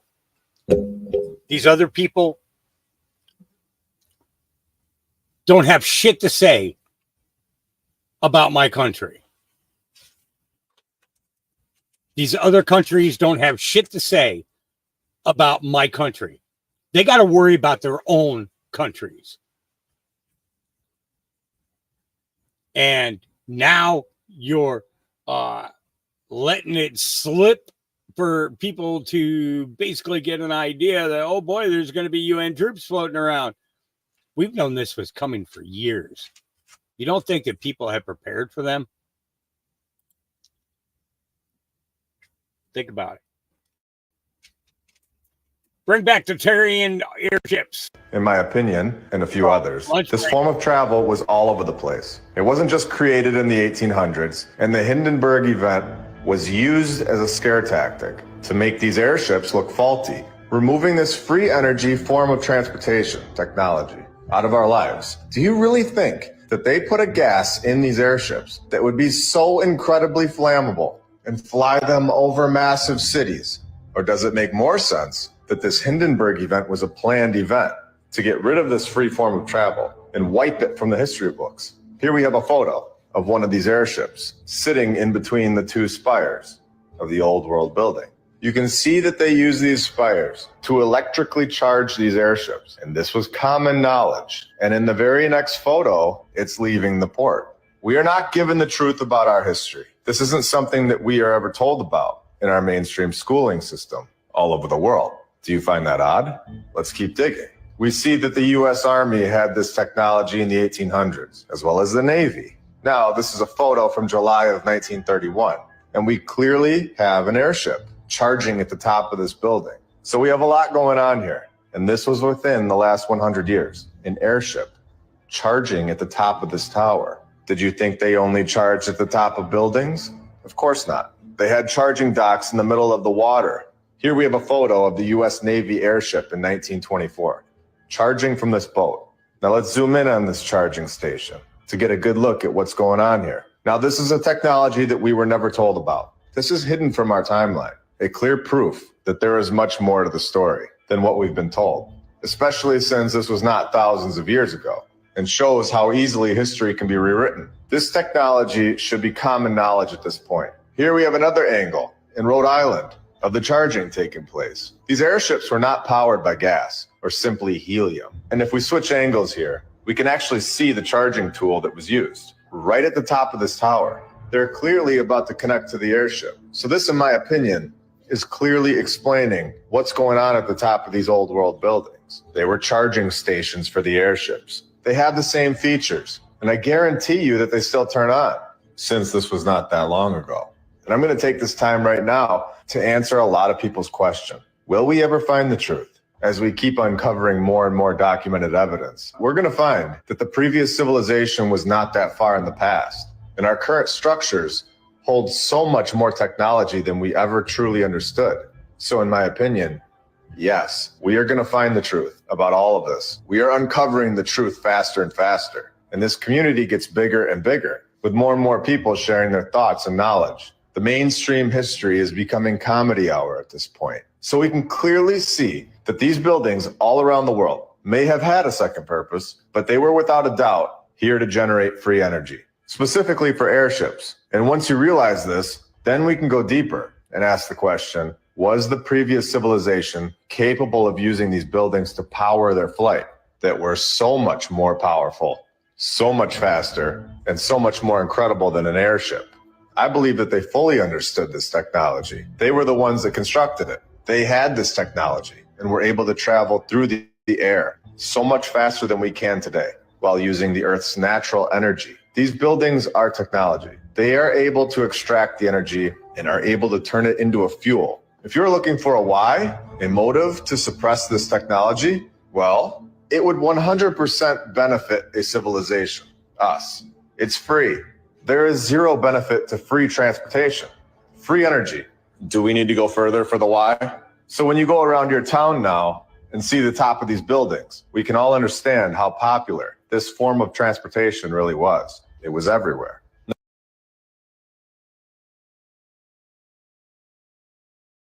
In my opinion, and if Yeah. All right. New Gene Ho. Here we go. All right, let's talk Donald Trump and what is spooky dooky about this criminal trial. Come on. This is my personal opinion, but at the same time, it's kind of weird, okay? Think about this. For the criminal trial, the prosecution has 4 main star witnesses How weird is it that at least two of the four, really like Donald Trump? So the four main star witnesses, all right? Stormy Daniels, I get it. All right, she doesn't like Trump. You have Michael Cohen, I get it, doesn't like Trump. Here's a weird thing. Out of those, four of them, Hope Hicks is one of the star witnesses for the prosecution, but she really likes Donald Trump. Here's the interesting thing. The other one is David Pecker. Come on. You heard that name before. Who is David Pecker and why do we know him? Because of this magazine, George. There's JJ. But the weird thing is, might be a clue. Who's that guy? David Pecker. He was part of George magazine. Okay, here's the thing. What does Donald Trump say about it that makes it so weird? Check out this video. Days now, from morning till night, in that freezing room, freezing. Everybody was freezing. Look what he says next. And all for this, and this is your result. Look at it, each one of them is story. And it's very unfair, very bad thing. Very bad thing. The whole world is watching this hoax. What word did he use? Hoax. Do you know what that word means? Hoax. All right. Deception. That's weird. The plan. Yeah. It's a plan. All right, here we go. Hello. You've reached the office of Governor Kathy Hochul. Hey, so I'm just trying to get some new information on the new grant that's just come out to redo JFK Airport. I noticed that all the work to redo the airport is going to only be given to non-white and women-owned businesses. That's cool. We just need some clarification because the governor has told us that Black people don't even know what a computer is. So, obviously that disqualifies them from a lot of the jobs. Everything's so high-tech these days. So what exactly will the Black people be doing? Will they just be carrying the heavy stuff, laying the tracks, so to speak, cooking breakfast and lunch, and, let all the smart people like the Hispanics and the women do anything that has any sort of technical or, electrical type work.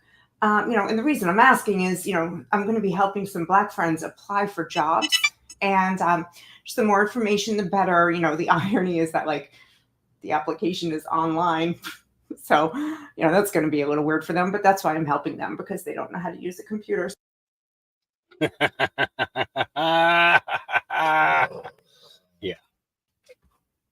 Yeah.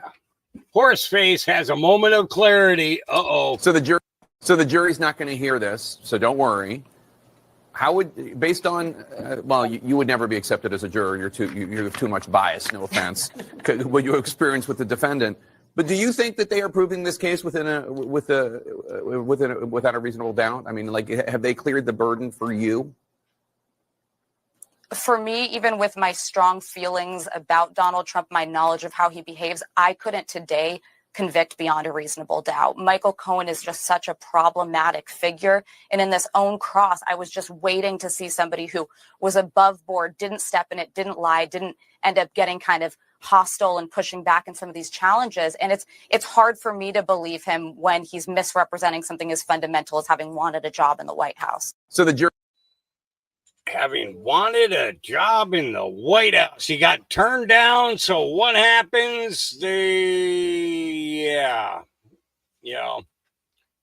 a quick one. Another one caught glitching on TV. Oh boy, here we go. Watch this one close.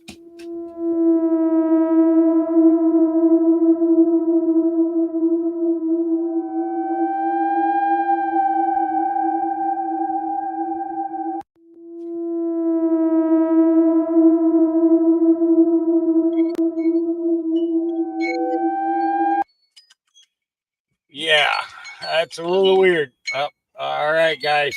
That's my timer. And that means that I got to end or else I won't have fuel to do this again tomorrow. All right. So remember, we'll see you about 11 o'clock tomorrow morning. Remember, God loves you. Christ loves you. I love you. Have an awesome day, everybody. Peace.